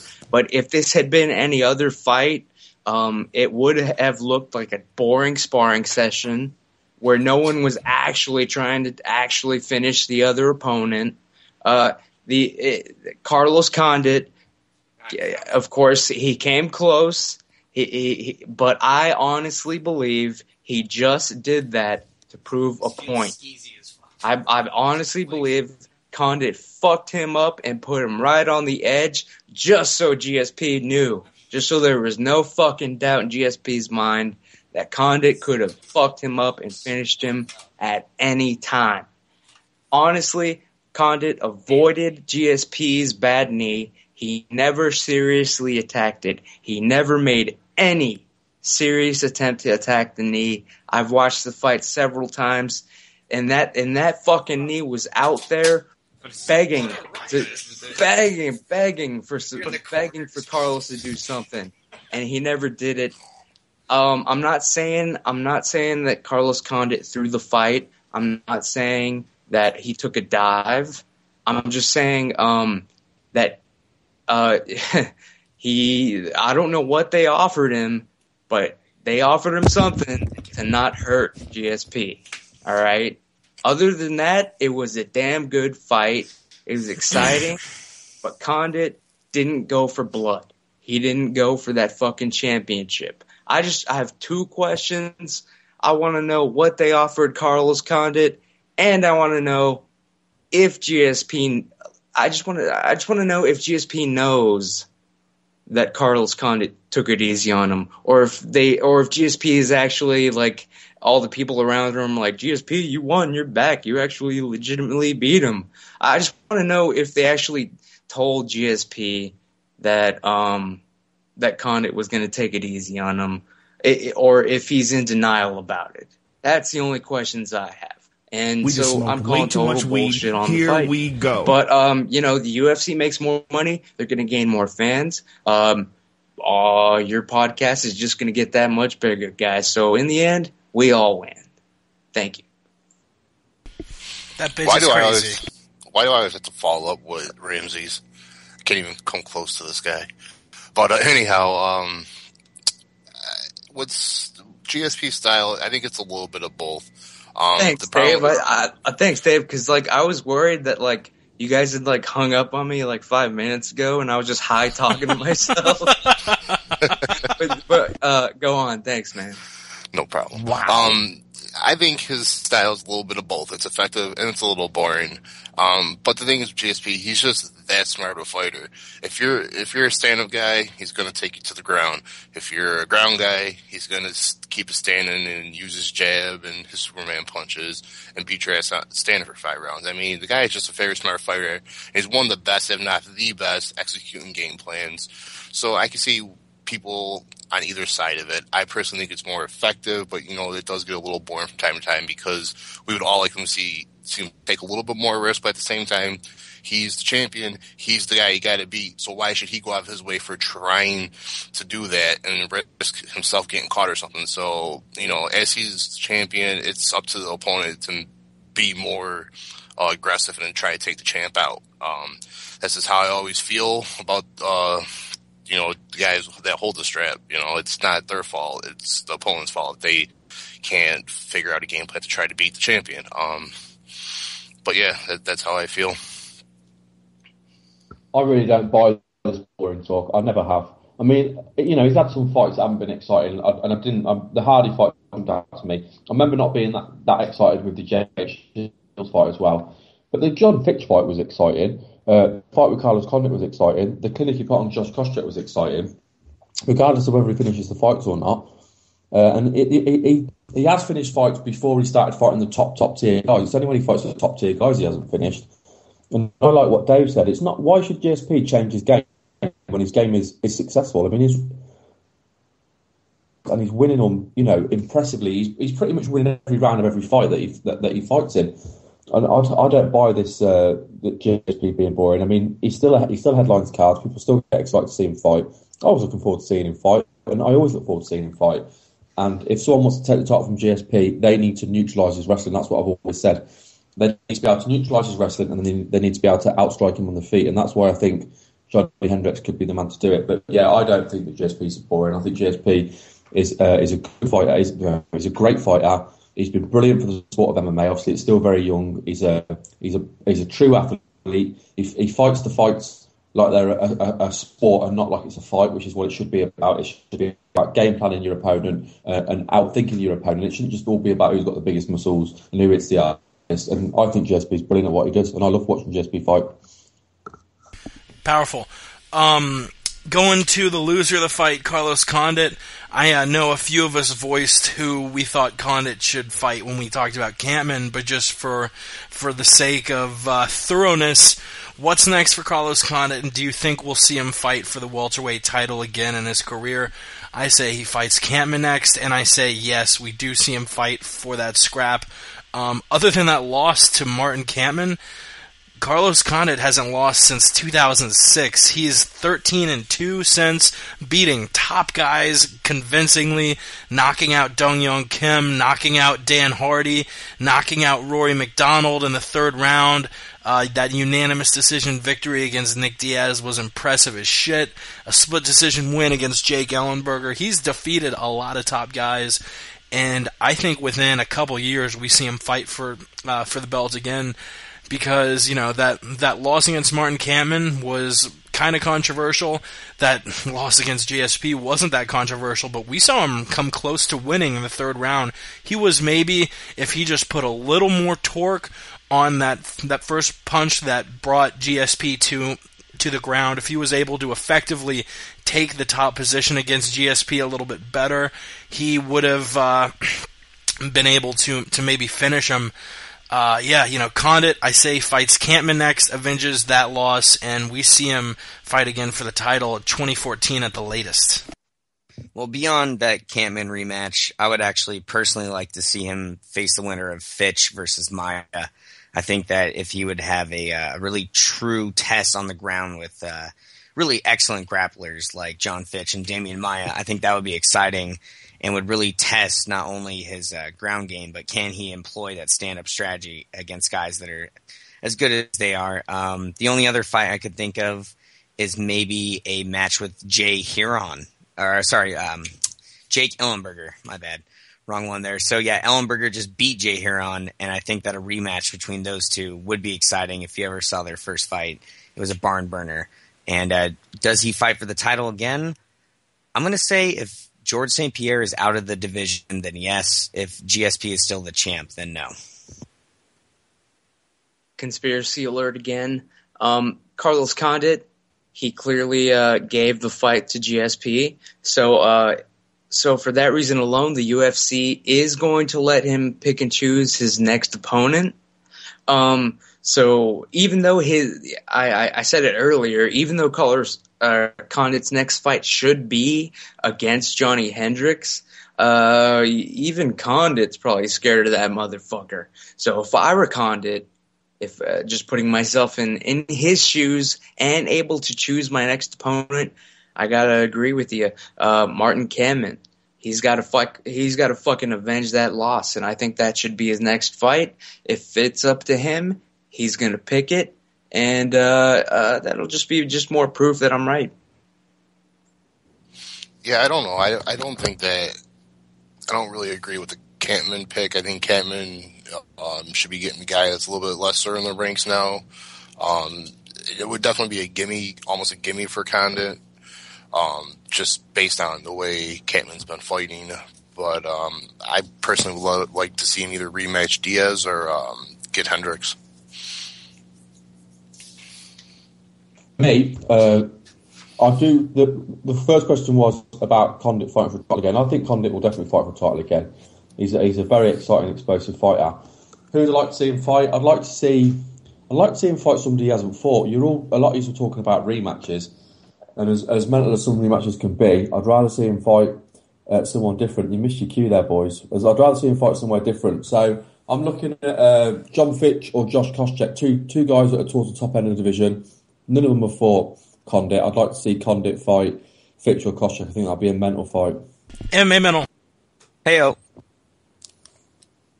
Definitely. And we'll broach one more topic on UFC 154 before we skim over the bonuses and do Guess That Tweet this week, hosted by MMA podcast co-host, board-certified physician addiction medicine specialist Chris Lowe. Should this mega fight between Anderson Silva and St-Pierre happen? Not do you think it should happen, should it happen? I've heard people talk on both sides. George St-Pierre obviously taking the stance of he doesn't want to spend the time to gain the weight and lose the weight. He says a lot of guys like Anderson Silva have no problem jumping from middleweight to light heavyweight back to middleweight. He says he has a different body, it's harder for him, blah, blah, blah, excuse. Anderson Silva apparently had his doctor chime in recently and say that him fighting at 170 pounds would be a crime. I think it should happen at 177 pounds. Very simple, smack dab in the middle, 177 or 178 maybe. And should it happen? Yes, I think it should happen. Anderson Silva and George St-Pierre, all time, are the number 1 and number 2 greatest pound-for-pound fighters ever in mixed martial arts, and they're only one division away from each other. You know, I'm going to make the same argument for Silva and John Jones in a year or two probably. They're one division apart. They're the best 2 ever, and it would be a crime if they didn't fight each other. I know Silva's bigger, but you know who's just as tall as Anderson Silva? Carlos Condit. And George St-Pierre had no problem with a guy who's 6'2". Yes, Silva has a little more reach than Carlos Condit, but not much. I think it's a 2-inch difference, like a 1.5-inch difference maybe. So should it happen? Yes. Do I think it'll happen next with all the excuses coming out of the GSP fight? No, but it should happen, and I think it would be a travesty if we never see Anderson Silva and GSP fight each other. I'm on the opposite side of the fence. Should it happen? No. Will it happen? Yes. And I think that if it was 2009, I would be super stoked for this fight. This fight has been talked about for the last 3 years straight. And the longer it goes on without actually happening, the less psyched I am for it. I think that GSP's been injured. Anderson Silva looks disinterested with his division, and he's gone up a couple times. So I really feel that these guys, if they faced a couple years ago, I'd be into it, but I'm not now. So I definitely see it happening, but I don't really back it. I would actually prefer to see Anderson Silva face John Jones. This mega fight, this super fight, is destined to happen. We all know it's going to. I just want to know what the fuck Dana White was smoking, because he announced that this fight is going to happen, and that means it's going to happen in 2013. That means it's happening this year, because honestly, it ain't going to happen if Anderson Silva turns 40 years old. So basically, this fight is going to happen. Dana White, I don't know what the fuck he's smoking. Like I said, he obviously did not go to business school, because by announcing this fight is going to happen, that is the business equivalent of saying to both of the fighters, name your price. And so that's what they're negotiating about now. That's why you hear Anderson being like, oh, no, I'm going to do movies instead. And then GSP's like, I'm not interested in this fucking fight. Yeah, right, GSP. You barely made it out with your fucking teeth after Condit took it easy on you. This fight's gonna happen this year next. Should it happen? Yes. The fans want it. Enough of the fans want it. We're all gonna fucking buy it. Let's not lie to ourselves. Who's gonna win? Anderson Silva. But it's gonna be fucking choreographed. I'm sorry. And guess who's gonna do the choreographing? You don't even have to smoke weed. Steven Seagal. Thank you. Yeah, I'm a true believer that the fight should happen too, as much as most of us. I mean, I personally don't want to see it, but it should happen because it'd just be good for the UFC. I kind of changed my tune just a little bit, though, because I seen that GSP isn't really that much smaller than Anderson, so I don't know if Anderson would walk through him as much as I was thinking before, but I still think Anderson would win. But it should happen, though. I just don't like the idea how much it's going to hold up both divisions after we're seeing contenders come up again in the ranks and it's new blood. But yeah, it should happen. I'm not really that fussed about seeing Anderson Silva fight George St-Pierre. I mean, if the fight was to happen, of course I'd watch it. I mean, I'd watch anything the UFC put on personally. But if I was given the power to choose their next matches, for me, GSP's next fight should be Johnny Hendricks. As I've stated already, you know, the guy's number one contender. If you're the champion, you should defend your belt. And with Anderson Silva, there's guys now at middleweight that are ready to come through. New guys that are ready for him to fight. But if Anderson Silva's still interested in jumping around different weight classes, there's more intriguing and exciting fights from light heavyweight, even without John Jones. You know, you've got Shogun Rua, you've got Glover Teixeira, just coming through. There's so many exciting fights for him at light heavyweight. And let's be honest with you, Stephan Bonner was never really going to be a great fight for Anderson Silva at light heavyweight. There is some really, really good fights up there. Even someone like Phil Davis, who's a good wrestler and who's got good ground game, he could really cause Anderson Silva trouble. Rashad Evans, there's so many better fights for him. I'd rather see him go up to 205 than face GSP. But I'd rather see GSP defend his title. If the fight was to happen, I'd watch it, but that's my view. I'm not overly fussed about the fight. Very salient points. And we'll move on because we've been talking about UFC 154 for almost an hour and a half now. Really fun breaking that down with you MMA Roundtableists. Really quick, the bonuses, each one of these fighters getting $70,000. Fight of the night, George St-Pierre versus Carlos Condit. Knockout of the night, Johnny Hendricks. Submission of the night, Ivan Menjivar. And I didn't even bother to make that a topic we discuss because I think all those bonuses were pretty unilaterally agreed upon to be correct and the way to go. So, before we get into the news, this week Chris is hosting Guess That Tweet. Heyo. Right now, Team MMA Podcast is leading Team MMA Mental 4-3. You have one win by Chris, Dave, Patrick, and Ray.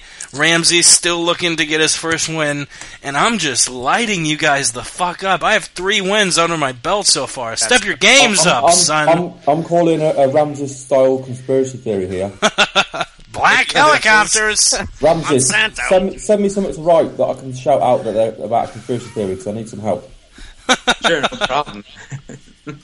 All right, Chris, take it away. All right, gentlemen, are you prepared to step inside Guess That Tweet Octagon? Before we go on, this week there should be 3 versus 2. Is that the reason Patrick's not on? You've not told him the show's on tonight, have you? You've just cut him out because he didn't on my team for tonight. Hey, leave the game planning to us. I threatened him and told him if he came on the show tonight, I would kill his family. You are the GSP of Guess That Tweet. Is it boring or is it effective? That's the question. Heyo. Okay, are you fellas ready? Yes or no? Yeah. Ready. Number 1. Dave, you there? Yep. Okay. Number 1. Do you guys think... Do you guys think Brazilian Jiu-Jitsu would be as popular if a guy the size of Ken Shamrock or Brock Lesnar won UFC 1 instead of a skinny Brazilian? Now, your options are Frances Carmont, Mike Pyle, Ulysses Gomez, and Kenny Florian. Wow, that's a pretty deep tweet. I'm gonna go with, I'm sort of thinking Gomez because he is a smaller guy, and it sounds like something a smaller guy would say. But Kenny Florian's a smaller guy too. He is a pretty deep guy, pretty philosophical. I'll go with Kenny. Yeah, I gotta say, Kenny Florian, there weren't any fights to call, so he probably had a lot of free time on his hands. That's my guess as well. Who's it? Mike Pyle, Gomez? It's Carmont, Pyle, Gomez, and Florian. I gotta jump on the Florian train as well.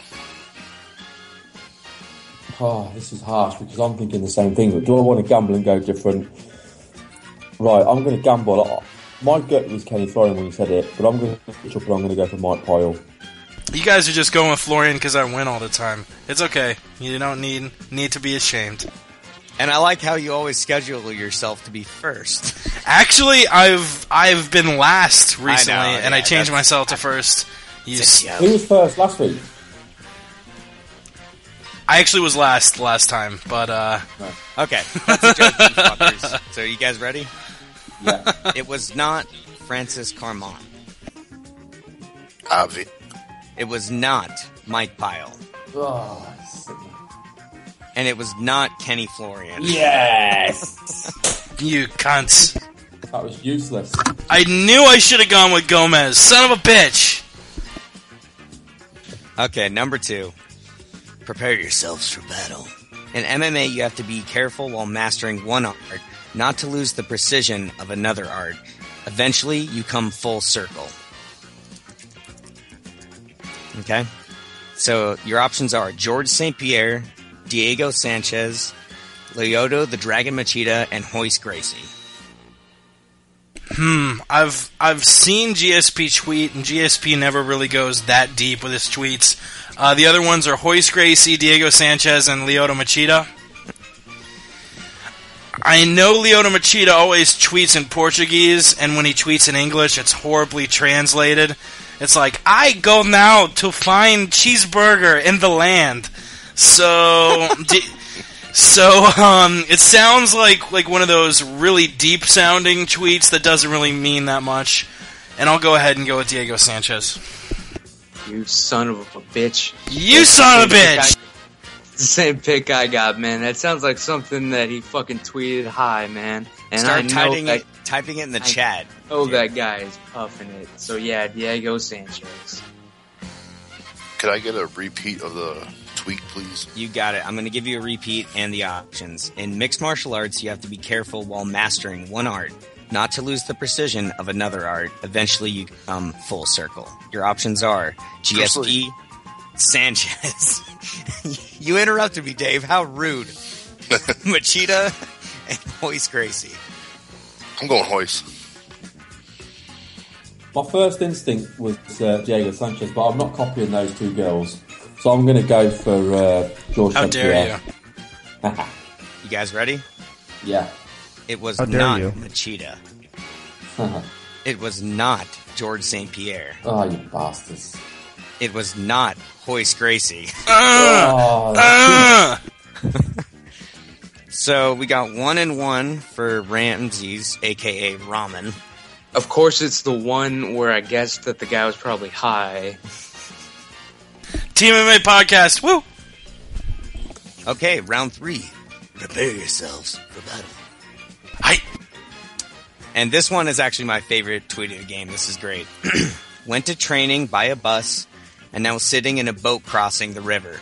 It feels like Grand Theft Auto 4, but for real. Hashtag Sandy's fault.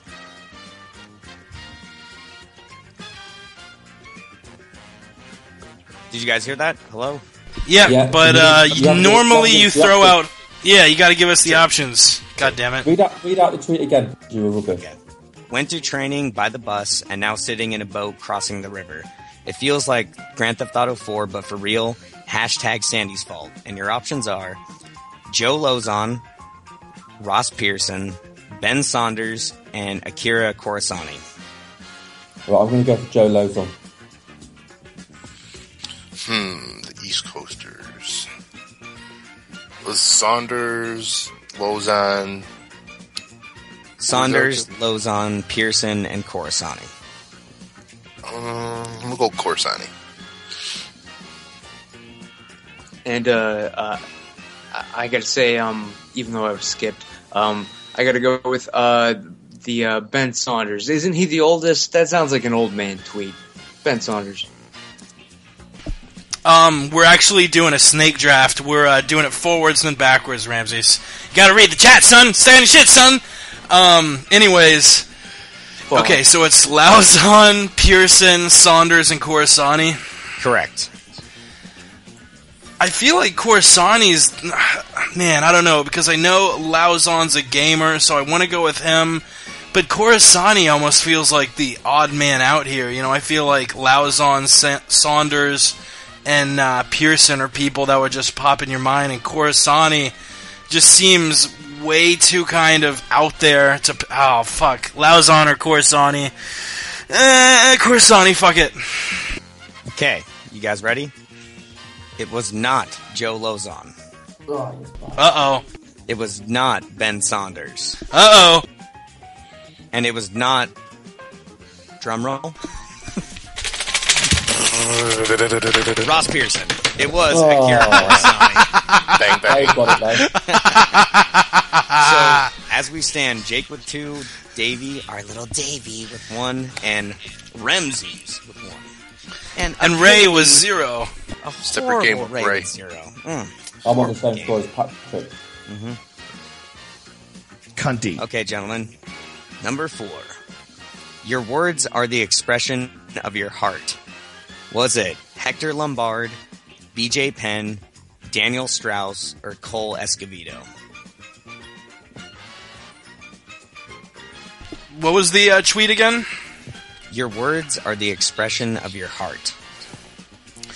Well, BJ Penn never tweets out anything without throwing his website out there, even though he's my favorite fighter. Like, bjpenn.com, I follow it on Twitter and Facebook, and it's awesome if you like your MMA news delivered 5 days late. So it's Penn, Escovedo, Daniel Strauss, Bellator, and Hector Lombard. Lombard is too busy beating up school children. So out of Strauss and Escovedo, why not Strauss? I don't know. I gotta go with Hector Lombard because it sounds like it's some sort of a translation. That sounds like something that was translated and barely made sense. Hector Lombard. I'm going to guess Escovedo trying to drop some knowledge and trying to sound like he knows what he's talking about. My first thought was what Ramsey said. It sounds like somebody whose first language isn't English, so I'm going to go for Hector Lombard as well. Okay, gentlemen. It was not Cole Escovedo. It was not BJ Penn. And it was not Daniel Strauss. Yeah. So Ramses and me with 2, Ray and Dave with 1. Yep. I've never Step your won game my up, Team life. MMA Can't Mental. believe- By the way, Cool. just so you guys know, I have a 5th one, and I also have a sudden death round tweet. So is this the 5th one? Let's just do them all. Yeah, this is the 5th one. All right. Oh man, it's between me and Ramses. You guys gotta admit, I have the most, hard to figure out tweets, I think. I don't know. Here we go, I'm tooting my own You definitely horn. have the most hard ones this week. All right. Toot toot. For the record, I'm touching virtual gloves. All right, man. All right, I'm sticking my hands out toward the screen too. All right, here I we am go. as well, but I'm going to go for the takedown and duck under the touch Oh, glove. you dick. Go for it. What a cunt. Here we go. Number 5. Gentlemen, are you ready? One of my biggest inspirations growing up, I don't know how many hours I spent watching at Gomi RSCL fight. # one of the greatest. So, this is somebody talking about watching Gomi fighting growing up. And your options are, number 1, Mac Danzig, Michael McDonald, Rory McDonald, Sergio Pettis. You want to start off, Ray? Yes, I was just thinking. Is Matt Danzig too obvious because they've just fought? That's what I'm thinking. I think he's too obvious. You've got 2 McDonald's on there. Obviously, they're obviously fans of Japanese MMA. Let's go for Rory McDonald. Am I next? No, Davis. Okay. I have a feeling it's going to be a McDonald's just because there's 2 of them on there, but it could also be to throw us off. Besides the McDonald's, who was it?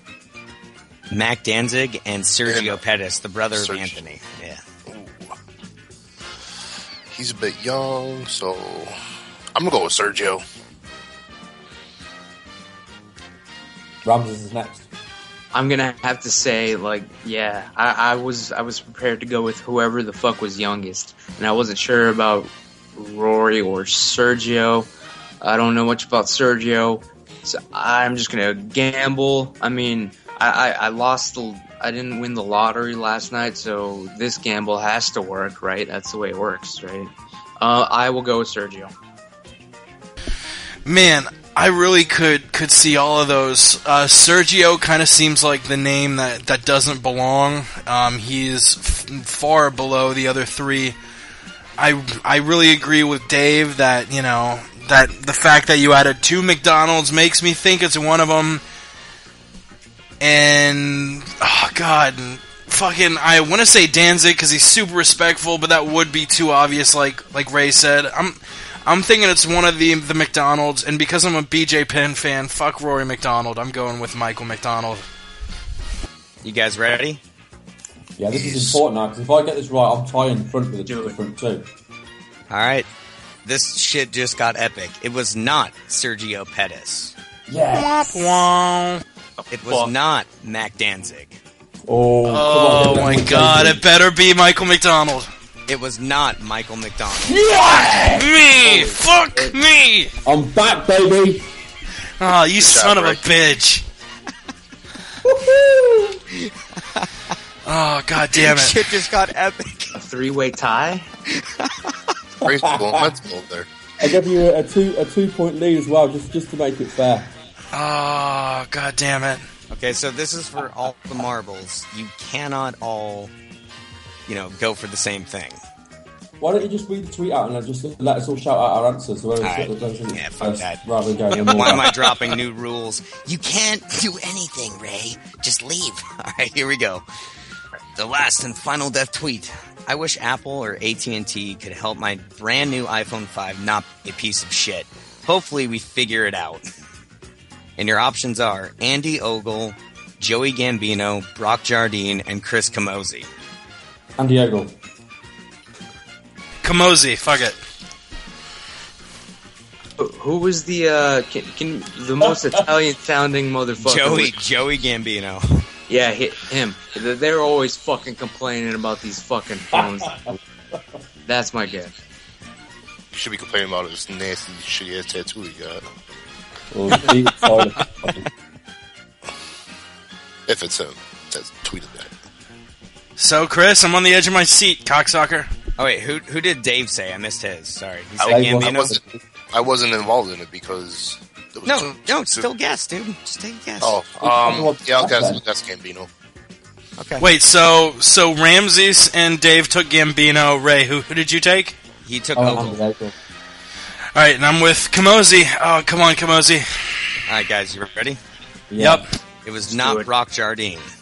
Uh-oh. One of us has got the win. Fuck me. It was not Andy Ogle.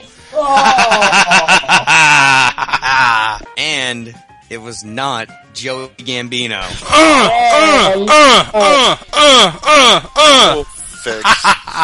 Holy fuck. Not fixed at all, sir. Oh, I barely even talked to him.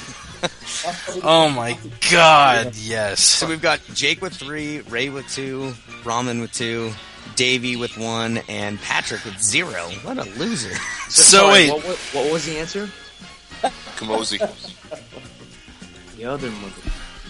So wait, no one has 2 wins yet, and that's my 4th? Step your games up, gentlemen. God damn. Yeah. You guys are conspiring on this shit, man. Not even, dude. Not even. Come on. Your team. I'll get a spy in your camp. Don't worry. Go back and check all those tweets. I will send you exactly what they said. You can It's look your them up. team there, Ramsey. Yeah. You're on Team MMA Podcast. On MMA Podcast. Oh man. So guys, it feels awesome being a winner. I just want to let you know. God damn. Yeah. Good job, dude. I'm happy for you. Hey, this coming from the person who screamed as loud as possible when he went, yes! Oh, man. The only thing I was thinking about was Ray's face in front of a dartboard. Oh, man. You guys are all such betas. Anyway, let's move on. BJ Penn, I actually mentioned on that Guess That tweet where I won my fourth out of 8. Jesus Christ, that's incredible. BJ Penn back in miraculous. Are you fucking done bragging, dude? I don't know. How much more? Just get it. I'm amazing. I have a very girthy cock. I got pythons for biceps. Alright, I think I'm done. BJ Penn back in miraculous shape for his December 8th fight against Roy McDonald. Recently posted a training video. Dude has a 6-pack, and no one wants to be on the other side of the cage when BJ Penn's sporting a 6-pack. He is dedicated, looks like he's gone through a very intense training camp for this. Credited both disparaging tweets by Rory McDonald, credited not being included in talks for greatest of all time, credited Jake Walters for winning his 4th Guess That Tweet championship, credited lots of things. Looks great for this UFC on Fox fight. And does this change your mind about the fight against Rory McDonald? For me, I thought BJ would win a very close fight, but after seeing the shape he's in, I'm calling it right here. first round knockout against Rory McDonald. Dude has a fire lit under his ass. Dude is in incredible shape. And yeah, seeing him in this great shape does change my mind about the fight. What about you guys? Okay, that's actually news to me because, like, I saw that, we were going to go over, like, BJ apparently being in good shape for the next fight. But my reaction was going to be pics or it didn't happen. You're saying you've seen pictures of BJ Penn being cut with a six-pack? Are you trying to tell me there's pictures of that available? I have not seen them yet. I am doubting it. It's a video. Oh, there's a video, huh? He's got a six-pack now? Jacked, dude. He's jacked. How he was fucking fat as hell. You guys remember that, right? Yes. But you're telling me there's a video where he had a six-pack now? Yep. And then, yes. I don't want. It's not beer. It's an actual six-pack. What the fuck? I don't believe it. Whatever it is, I haven't even seen this video. Somebody do me a favor and tweet it to me because I'm calling fake right now, and I'll get my team. I'll get my team right on it. What if there's a video of him with his six-pack? It's fake. I'm telling you. There's no way BJ got in shape this quick and he's gonna fight next week? I don't believe it. He'll make weight, of course, but it's gonna be the same old story, man. It's in the Skype chat, by the way. Shazam! Holy shit! Yeah, okay, so I'll check it out, but what I'm saying is it's gonna be the same old story. He'll make weight, but then on fight night he's gonna fucking do the usual BJ Penn thing and gas out really fucking fast. Because he stole his energy on the weight cut. And I'm sure if he wins, you'll call it a work. Dave? If he wins by knockout, it won't be a work. It kind of has me swayed a little bit. Personally, it's just more because I'm a huge BJ fan. Both of them. But I'm still thinking McDonald in the fight just because he's bigger than him. He's a younger guy, hungrier. But BJ seems to be really rededicated himself.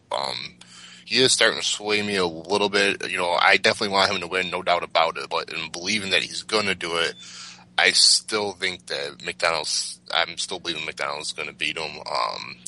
It just might be more to a decision now, close decision, because we know BJ could definitely take a punch, whether he's in shape, out of shape, fighting like he's on a whole bottle of Xanax, like Forrest against Silva. It's just definitely tough to call now, but I still think that McDonald's going to win. Every time I think of BJ Penn, I just think of a sexual act with a biro. Blowing a pen. Right. Fightbuster, right. I got. Jerking a guy off with a pork chop with your feet. I've got to be honest, right? I've seen the picture of BJ Penn. He does look good, but he's obviously annoyed about this fact that he's not being talked of in the GOAT conversation. And the reason he's not being talked about in that conversation is because he's not a GOAT. He's done well and he's been brilliant at what he does, but he's not a greatest of all time. He's not up there with the likes of George St-Pierre, Anderson Silva, and Fedor Emelianenko. Not in my opinion, anyway. For the fight with Rory McDonald, I think he'll come out strong. He'll look good. He's obviously got himself into shape, but he'll still lose the fight. Rory McDonald fights at a high tempo, and I think he will control. The first round might be close, but as McDonald ups the tempo, BJ Penn will start to fade, and then by the end of the third round, he'll be beating on him, but he won't get a stoppage because BJ Penn's tough, and McDonald will get a decision victory, but it'll be an emphatic decision victory. Well, it's been a fantastic lead up to the fight. I mean, challenging each other to drug testing and, a Twitter war. It's been exciting to say the least. And BJ Penn in this video that is real, isn't faked, Ramen, he looks absolutely in fantastic shape. And that makes it a real fight. I thought that BJ, just out of, respect, would win, but Rory McDonald is a true test. And after seeing this video posted where he is in top form, I want to say it's the best shape he's ever been in for a welterweight fight. I bet you.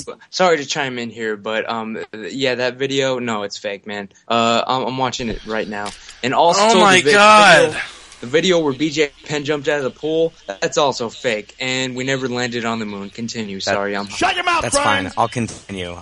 So I think that BJ Penn is in prime form, and he truly is ripped up. And when he steps into the cage on fight night, all those things you just said will be kind of null and void, sir.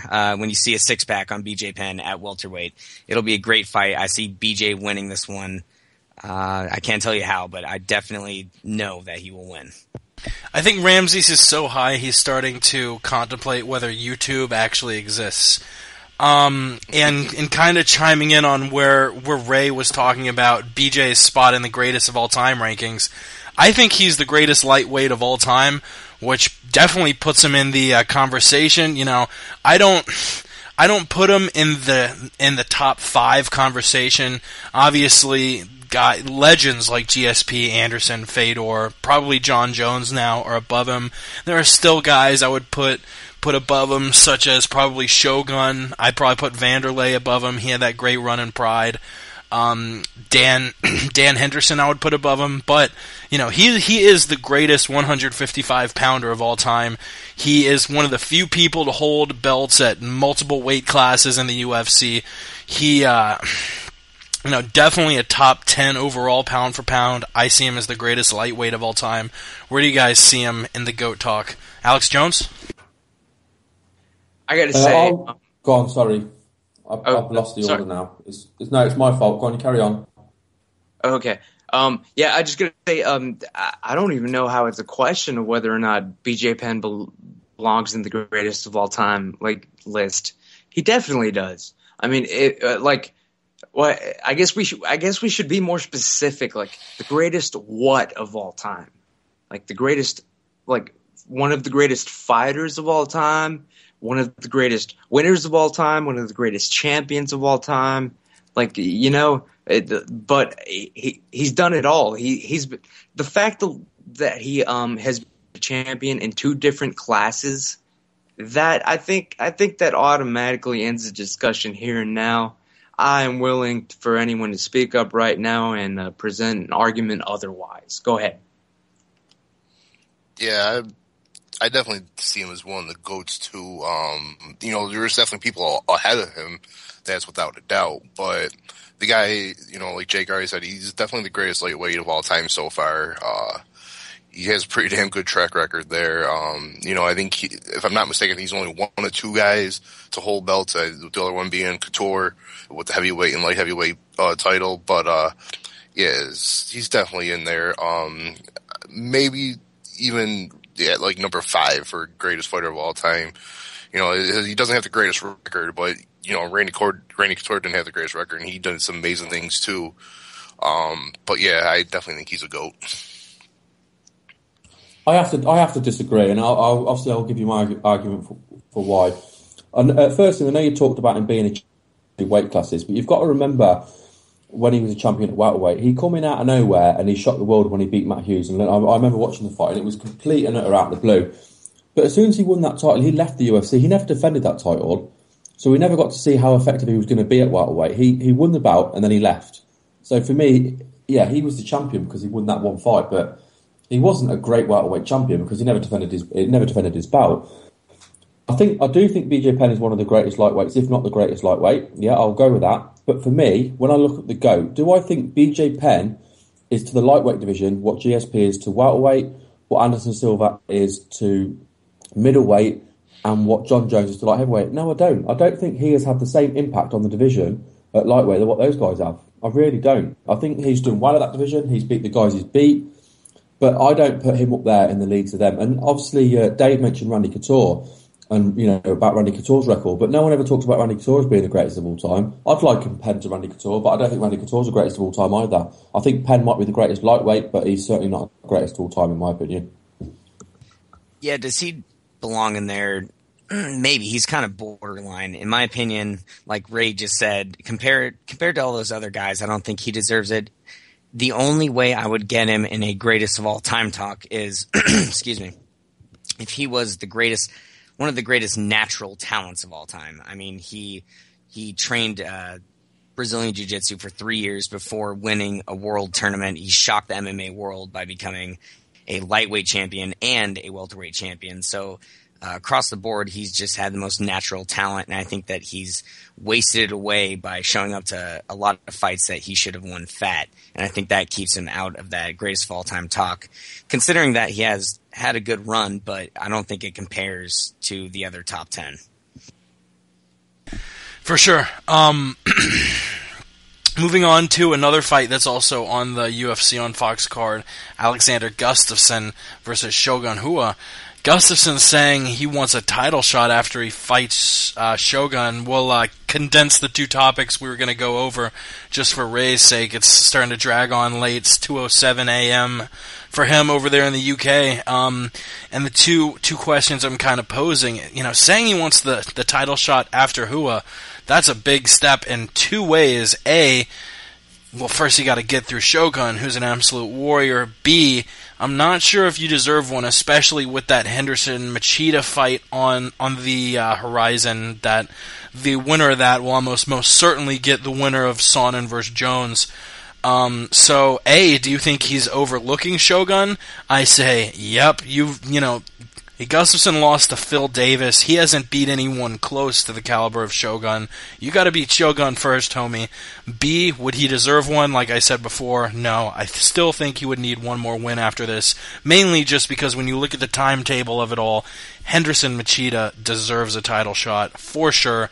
And if Gustafsson would just wait, then that would probably put him on the shelf for over a year. So, do I think he's overlooking Shogun? Yeah. Do I think he deserves a title shot if he beats Shogun? No.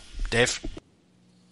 Yeah, I don't think he deserves it if he beats Shogun, but it also depends on how he beats him. If he beats him on a razor-thin decision, definitely no.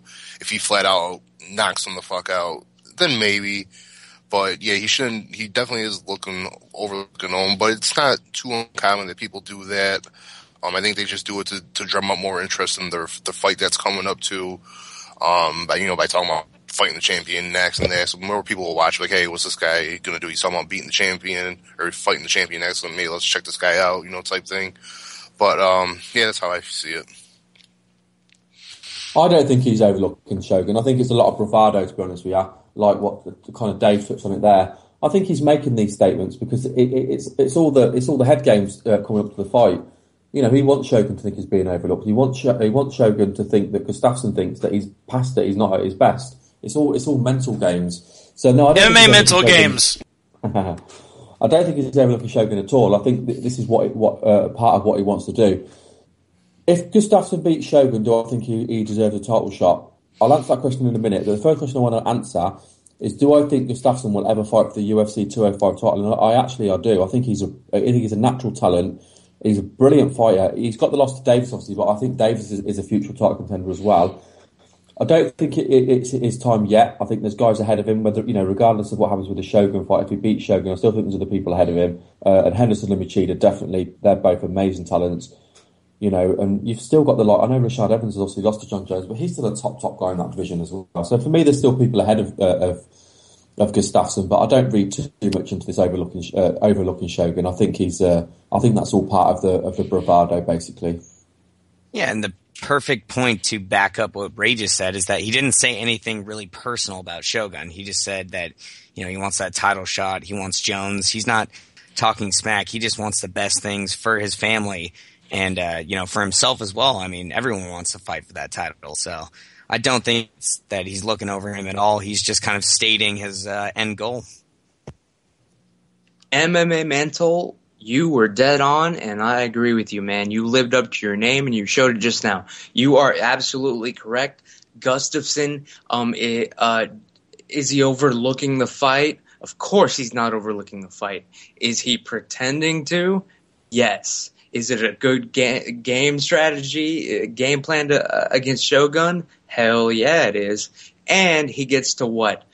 He's already calling out a title shot, even though he doesn't deserve one. Even if he gets past Shogun Rua, which I think he is going to. I mean, he is going to. Let's face it.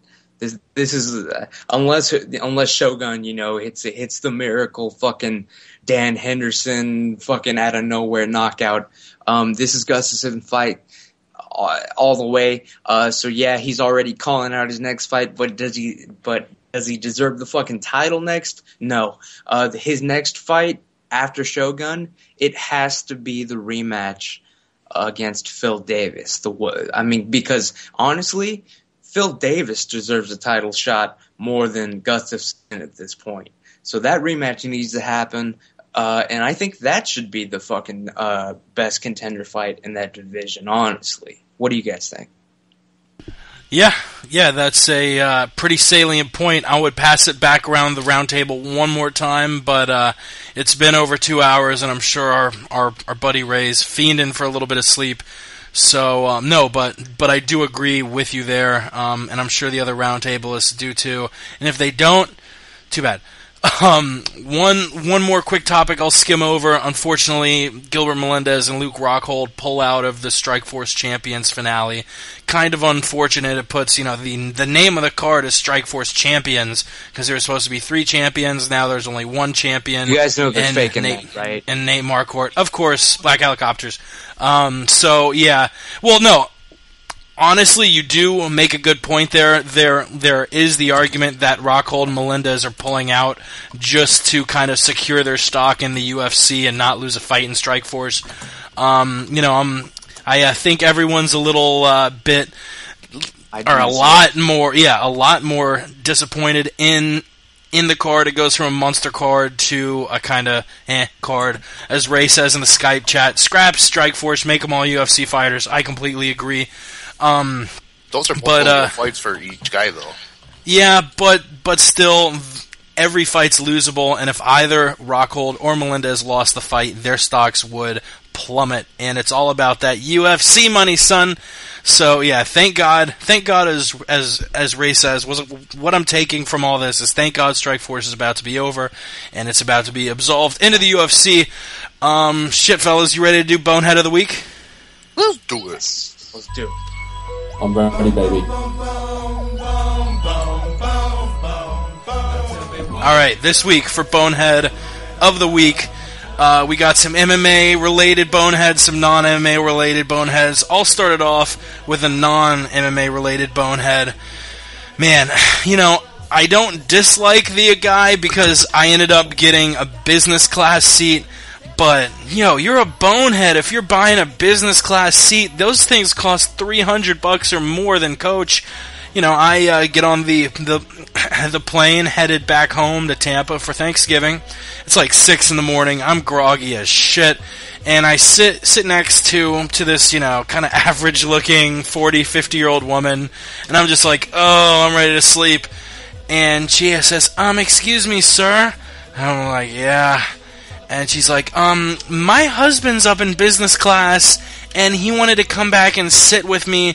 Could you switch seats with him and take his seat? I'm like, in business class? Yeah, in business class. Like, yeah, for sure. I got the hot towel treatment. I didn't even know what the fuck I was supposed to do with a hot towel until I saw all these rich motherfuckers in suits wiping their faces and their hands and their dicks. I'm just bumming out in, a sweatshirt and jeans, and I'm chilling in first class with all these rich motherfuckers in suits. It was awesome. Dave, I didn't see the wedding singer. As much as I like the guy for giving up his first class seat, don't buy a first class seat if you're gonna switch out with a bum like me and let me get hot towels and a bunch of shit I'm not entitled to. So my bonehead is that idiot in first class. Chris? Excellent bonehead, sir. They were dumb. And that is a good movie. My bonehead of the week is none other than BJ Penn's belly fat. Why have you stuck around so long? And why have you been such a bonehead? You're sticking around, you're not wanted, you're not needed, nobody likes you, and you hinder one of the greatest natural talents of all times. Go away, and we're glad you're gone. Ramses? Wait, I have one question. Which is the YouTube video with the 6-pack? Let me take a guess. Was that released before Thanksgiving? It was actually released a couple days ago. But who is your bonehead, Alex? All right, sorry. Okay. This is something that happened. It happened personally. I was driving home to. Actually, I have to say that this allegedly may or may not have happened to me personally for legal purposes. Okay, so I might be making this entire story up. So I'll just say this allegedly just happened. Okay, so I went to a gas station. I pulled over because, I was driving home. I started getting tired. I pulled over to purchase a Zions energy drink. I go up to the counter. I hand him my debit card. She runs it through. I see the receipt pop out, and I'm like, "Don't worry about the receipt." She's like, "Okay." I start to walk out, and then I don't even know who this other dude was. I guess he was the assistant button pusher of the fucking cash register. I don't know. But I walk out of the fucking store with, I got a Zions energy drink in one hand, and no, they're not paying me to say this. And then my keys in the other hand. So I walk out the door.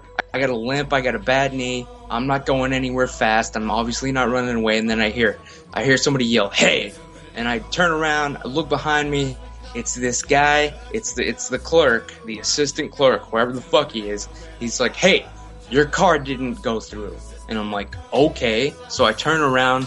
I start going with him back into the fucking store. He fucking grabs me by the arm, Douchey. like trying to lead me into the store, like he's a cop or something. And so as soon as he touches me, like my instant reaction, maybe I've seen too much UFC, I gave him the fucking Chael Sonnen spinning half elbow, man. I couldn't give him the full spinning back fist because, like I said, I had a Zions energy drink and my keys in the other hand. So I gave him a half spinning elbow.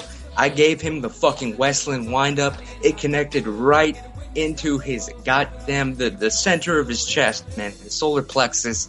He fucking I didn't knock the full wind out of him, but he felt that shit. He gave me a look like, "What the fuck?" And I was just like, "Don't touch me." And then I walked back in. We ran the card again. It went through. I got the receipt. I got the hell out of there. End of story. Bonehead of the week, that fucking clerk for trying to touch me.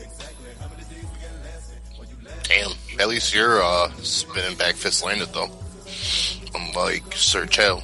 Heyo. But, Heyo. He slipped on Forrest Griffin's blood, alright? That's a whole nother episode, though.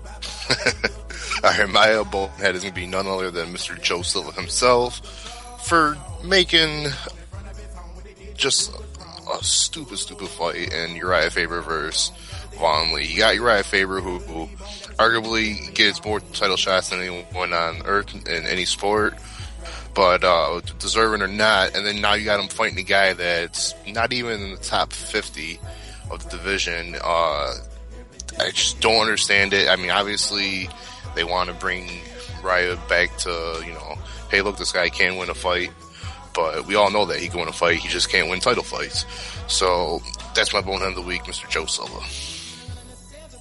Right, my bonehead. I've got a quick little story. I've changed it from what was on here because there's a lot of non-MMA related stuff, so I'm going to go non-MMA related stuff as well. Obviously, like most of us, we've all got a day job. I've got a day job as well. I'm not going to say who I work for. About 4 weeks ago, I was recently pulled into an office and given some what's supposed to be constructive feedback, and I was told that I was too laid back at work. So I said, "Okay, give me specifics. What do you mean? What am I too laid back? What do you mean by it? Is there a problem with my work? No, your work's fine. Okay, but you're too laid back. So what do you mean? You've got to give me something constructive. I need to know what I'm doing wrong and what I need to do differently. It's my perception that you're too laid back. Okay, so that's as I said, I can't do anything with that. There's no sense in that. I don't know what I'm doing differently. I can't change anything because you're not being specific. So I then pointed out to this line manager that I think she's very negative towards me and that she has been for a while. And she said, "Oh no, I'm not." I said, "Well, it's my perception that you are." Obviously throwing her own words back at her. Anyway, we agreed to disagree, left the room, and I was working on a certain project. So I said, "Right, take me off that project. You're not, if you're going to use it against me, take me off it and I'll go and do something else." So I removed myself from that piece of work. 4 weeks later, I've then got recognition for that piece of work and got a little award for it at work. So the very same piece of work that she pulled me in for to give me the most vaguest rubbish bollock I've ever had that made no sense. 4 weeks later, I get an award for it. Cunty. That's just dumb, if you ask me. And I'm sure she took a little credit too, right? Well, no, I got the credit, but she made herself look stupid because she had to read out that I'd won this bloody award, but she'd given me a bollocking 4 weeks before for I don't know for what. So I'll nominate, or was that your bonehead, Ray? Yeah, that's my bonehead. All right. I will nominate Ramses and the gas station clerk because so many of these people have such power trips. I've had very similar situations. All of us are relatively young, and especially people who are like 40 plus. They see a young person, even if they're doing something inadvertently wrong, they'll take the whole thing of, oh, I'm going to grab your arm and I'm going to boss you around. That is bullshit. And as much as I disagree with your Alex Jones conspiracy theories, I wouldn't grab your arm about it because you know what's coming at the other end of that, a little half Westland wind up, and I am glad you wound up that motherfucker. You can take right in the fucking solar plexus, man. You don't put your hands on somebody, like not at that point. I was like, and the thing is, like, and I have a bad knee condition right now. Like, my knee's fucked up. That's why I was, like, such a believer in GSP. Like, there's no way he was going to win this fight because I'm actually going through some knee troubles. So I was limping, man. I wasn't going anywhere. I wasn't running away. I didn't fucking run into the gas station with a stolen fucking credit card to buy a Science energy drink. Like, fuck that. And then this guy put his hands on me probably because... like, he saw me limping and thought, this is a weak dude. Here's a chance for me to be like, hey, you're coming back in here and hang something. And nope. Yeah, it's fucking he got bullshit. The prize of his fucking life, man. He got that Wesley lined up. For sure. Hell yeah. Chris? Yeah, I gotta nominate that same guy. I mean, we all deal with shitheads day in and day out, and you can only take so much. There gets to be a certain point where you deal with something that shouldn't have happened for any reason. You were just, living your normal daily life, but somehow you cross someone in the wrong way and you get a bullshit response. So, I think that affects me the most. So I'm going to go with that one. That, gas station dude was the bonehead of the week for me. I'm also going to go and side with Ramsey's guy too. The way Ramsey told us, not like he had hundreds of dollars worth of merchandise with him when he was trying to leave, and that thing you go through talking about a drink. This guy is definitely on his power trip and trying to be Mr. Tough Guy, and look what happened to him. Ray's though, I would say I was thinking about nominating Ray, but it seems like Ray came out on top of that one, so that's why I went with Ramsey's. Thank you. Really quickly, Ramses, who is your bonehead? It's got to be my gas station, the fucking clerk, and True. And the reason why I had to say it allegedly may or may not have happened is because he did call the police. The police did call me. They asked for my side of the story and said, sending somebody out to find me because I live in Austin, but I was going to. I won't give away cities, whatever. Anyway, True that. The police called me to get. You're done. You're done, son. I'm sorry, but we are trying to get through all this as quick as possible. Really hate. Sorry, no. I hate cutting you off, but Ray's bugging me because it is late as fuck, and he has to be up early in the morning. And Ray, I'll go ahead and assume you say the gas station clerk too. Fuck it. So Ramsey sweeps it. Bonehead of the week. Don't fuck with Ramses. Don't grab his arm unless you want a forearm in the sternum, son. The Westland wind up. Westland wind up. Really quickly, 2 more topics, and then we'll repeat the Fightbusters and head off. The one, I'll quickly skim over Uriah Faber and Vaughn Lee slated for UFC 156 in February. I think all of us can agree that's a fight made so Faber can get a W on his record. I don't think any of us think Vaughn Lee has a chance. Faber is obviously a much more skilled fighter, and Vaughn Lee just lost to the scrub of alpha male. So yeah, Uriah Faber will win that. John Fitch, Damian Maia, I do want to talk about though, also slated for UFC 156. Damian Maia just hasn't beaten a guy as high as John Fitch. He did look impressive versus Rick Story, but I see Fitch, especially after that impressive fight against Eric Silva, getting back in the win streak column and getting that win against Maia. Ramses?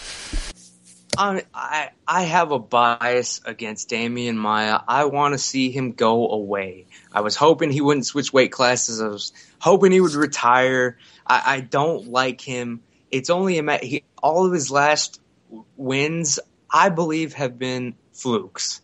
And I'm glad they put him against John Fitch, because I think John Fitch is going to fucking retire Damian Maia. Thank you. Powerful. John Fitch. Dave? It's a pretty good fight. It was definitely one I wanted to see when they're talking about next opponents for both guys. It's going to be a tough one for either guy to win the fight. They both played each other's strengths. We've seen Fitch come off that nice win against Silva, where Silva actually had him in a little bit of trouble. And we all know Maia's grappling. And it just seems to be really close. I'm not really sure who I'm picking. Damn, right? It sounds like Ray is opening the world's loudest bag With of his chips. With his mouth. A fucking ice cream bar, I bet. Sorry, people. I thought I was on mute. That's all right. But yeah, as for who I No, what was that? What were you doing, man? Is that a bag of weed, ice cream? I don't know. It was a packet. Ray says no to Box drugs. of tampons. Okay. I like how everyone interrupted him whenever he said what it was. What was it, Ray? A box of biscuits. Box of biscuits. All right, Dave. Late night snack. Yeah. As for the winner, I really don't have one yet. But I'm probably definitely going to side with Fitch on that. I think this fight is an excellent fight, and I like both these guys. I like the fact that someone already said they played to each other's strengths. So I agree with that. I think Maia is capable of sort of submitting anybody, and I think he's capable of submitting Fitch, even though we've seen Fitch come out of some really dangerous positions. But I'll be going with Fitch unanimous decision. I picked against Fitch in the last fight, which I shouldn't have done. I think you can't pick against Fitch. He's just so good at what he does. Yes, he is, and I think that's a very solid guess. I mean, it's a very evenly matched fight for different reasons. I'm going to side with Damian just based off of his going back to his grappling roots. He started off at middleweight. His first 5 fights, he had 5 submission of the nights in a row against Nate Corey, Ed Herman, Jason McDonald, Ryan Jensen, and Chael Sonnen as well. So I think that his ground game, when he actually employs it at welterweight, is the deciding factor in this fight. I've got Damian Maia tapping out John Fitch at UFC 56. Damn, going against the grain there. So yeah, looks like that's the last topic we'll cover this week. Some topics we were planning on covering this week, and we're going to cover next week instead, because we kind of went over on time, talking about Nick Denis' retirement, whether there's anything you can do to prevent these brain injuries. Denis doesn't have a brain injury, but cites the potential for the risk.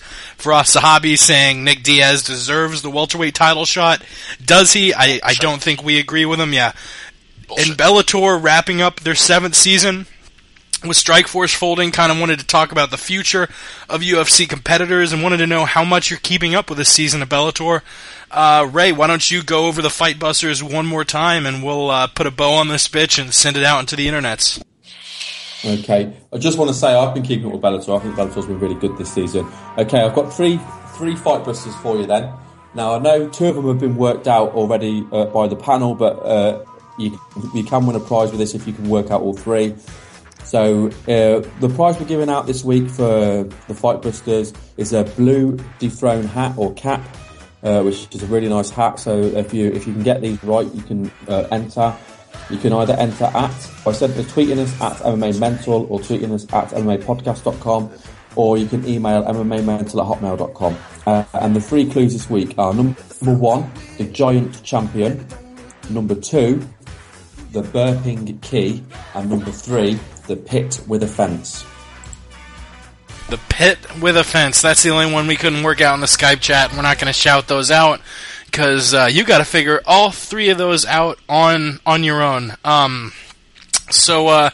thanks a bunch for tuning in. Definitely tune into the MMA Roundtable live every Thursday at 7 p.m. Eastern, 4 p.m. Pacific. We didn't get any tweets today, but definitely tweet us at the MMA Podcast, at MMA Mental, and we will read your tweets live on the air. No bullshit. Every Thursday, 7 p.m. Eastern, 4 p.m. Pacific. Ray, you want to plug MMA Mental one more time? Yeah, obviously we did our podcast this week, so we'd recommend you go and check that out. We had some fantastic guests on. We were joined by former UFC welterweight and lightweight Paul Kelly, Dustin Page, who's obviously a UFC bantamweight, and also UFC welterweight TJ Wahlberger. We got some good exclusives off them. Paul Kelly told us a story about cutting to lightweight, and before going out to fight, he actually passed out in the back before he went out and actually won his fight in the UFC. Dustin Page told us that he'd just come off back surgery, which we didn't know about, which was interesting. So it was great. It was great talking to them. And then James Graham was on the show with us as well. He does his own podcast, Beyond the Cage, and we broke down the UFC on Fox 5 that's coming up. So that was great as well. So yeah, check the podcast out. For sure. Check MMAmental.com. Check the MMApodcast.com. We do it every Wednesday at 9 p.m. Eastern, 6 p.m. Pacific. Check our Twitter. We finally plan on having Lenny Hart on. Not Lenny Hart on, but Lenny Hart on. The famous voice of Pride! And definitely check out her website, too. She has a bunch of stuff available. She'll leave a voicemail for you, leave a ringtone, sell shit, whatever. But yeah, listen to the MMA podcast is what I'm getting at. MMApodcast.com, MMAmental.com. Thanks a whole lot for tuning in to the MMA Roundtable. And until next Thursday for the Roundtable, we gone. That tree became a forest by like Judo done right. Then Hoist dominated them all in one night. And hate Sean hasn't been beaten in one fight. Flow with the gold, in a hit on an holly note. That to continue to win, we must continue to grow. Let's go! We did it, mama, we did it. We did it for the love of the game.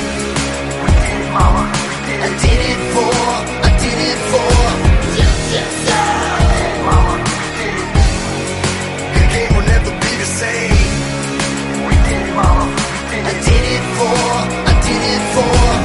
Triumphant, born with pride and abundance. Look up to the sky, hide a little smile in the music.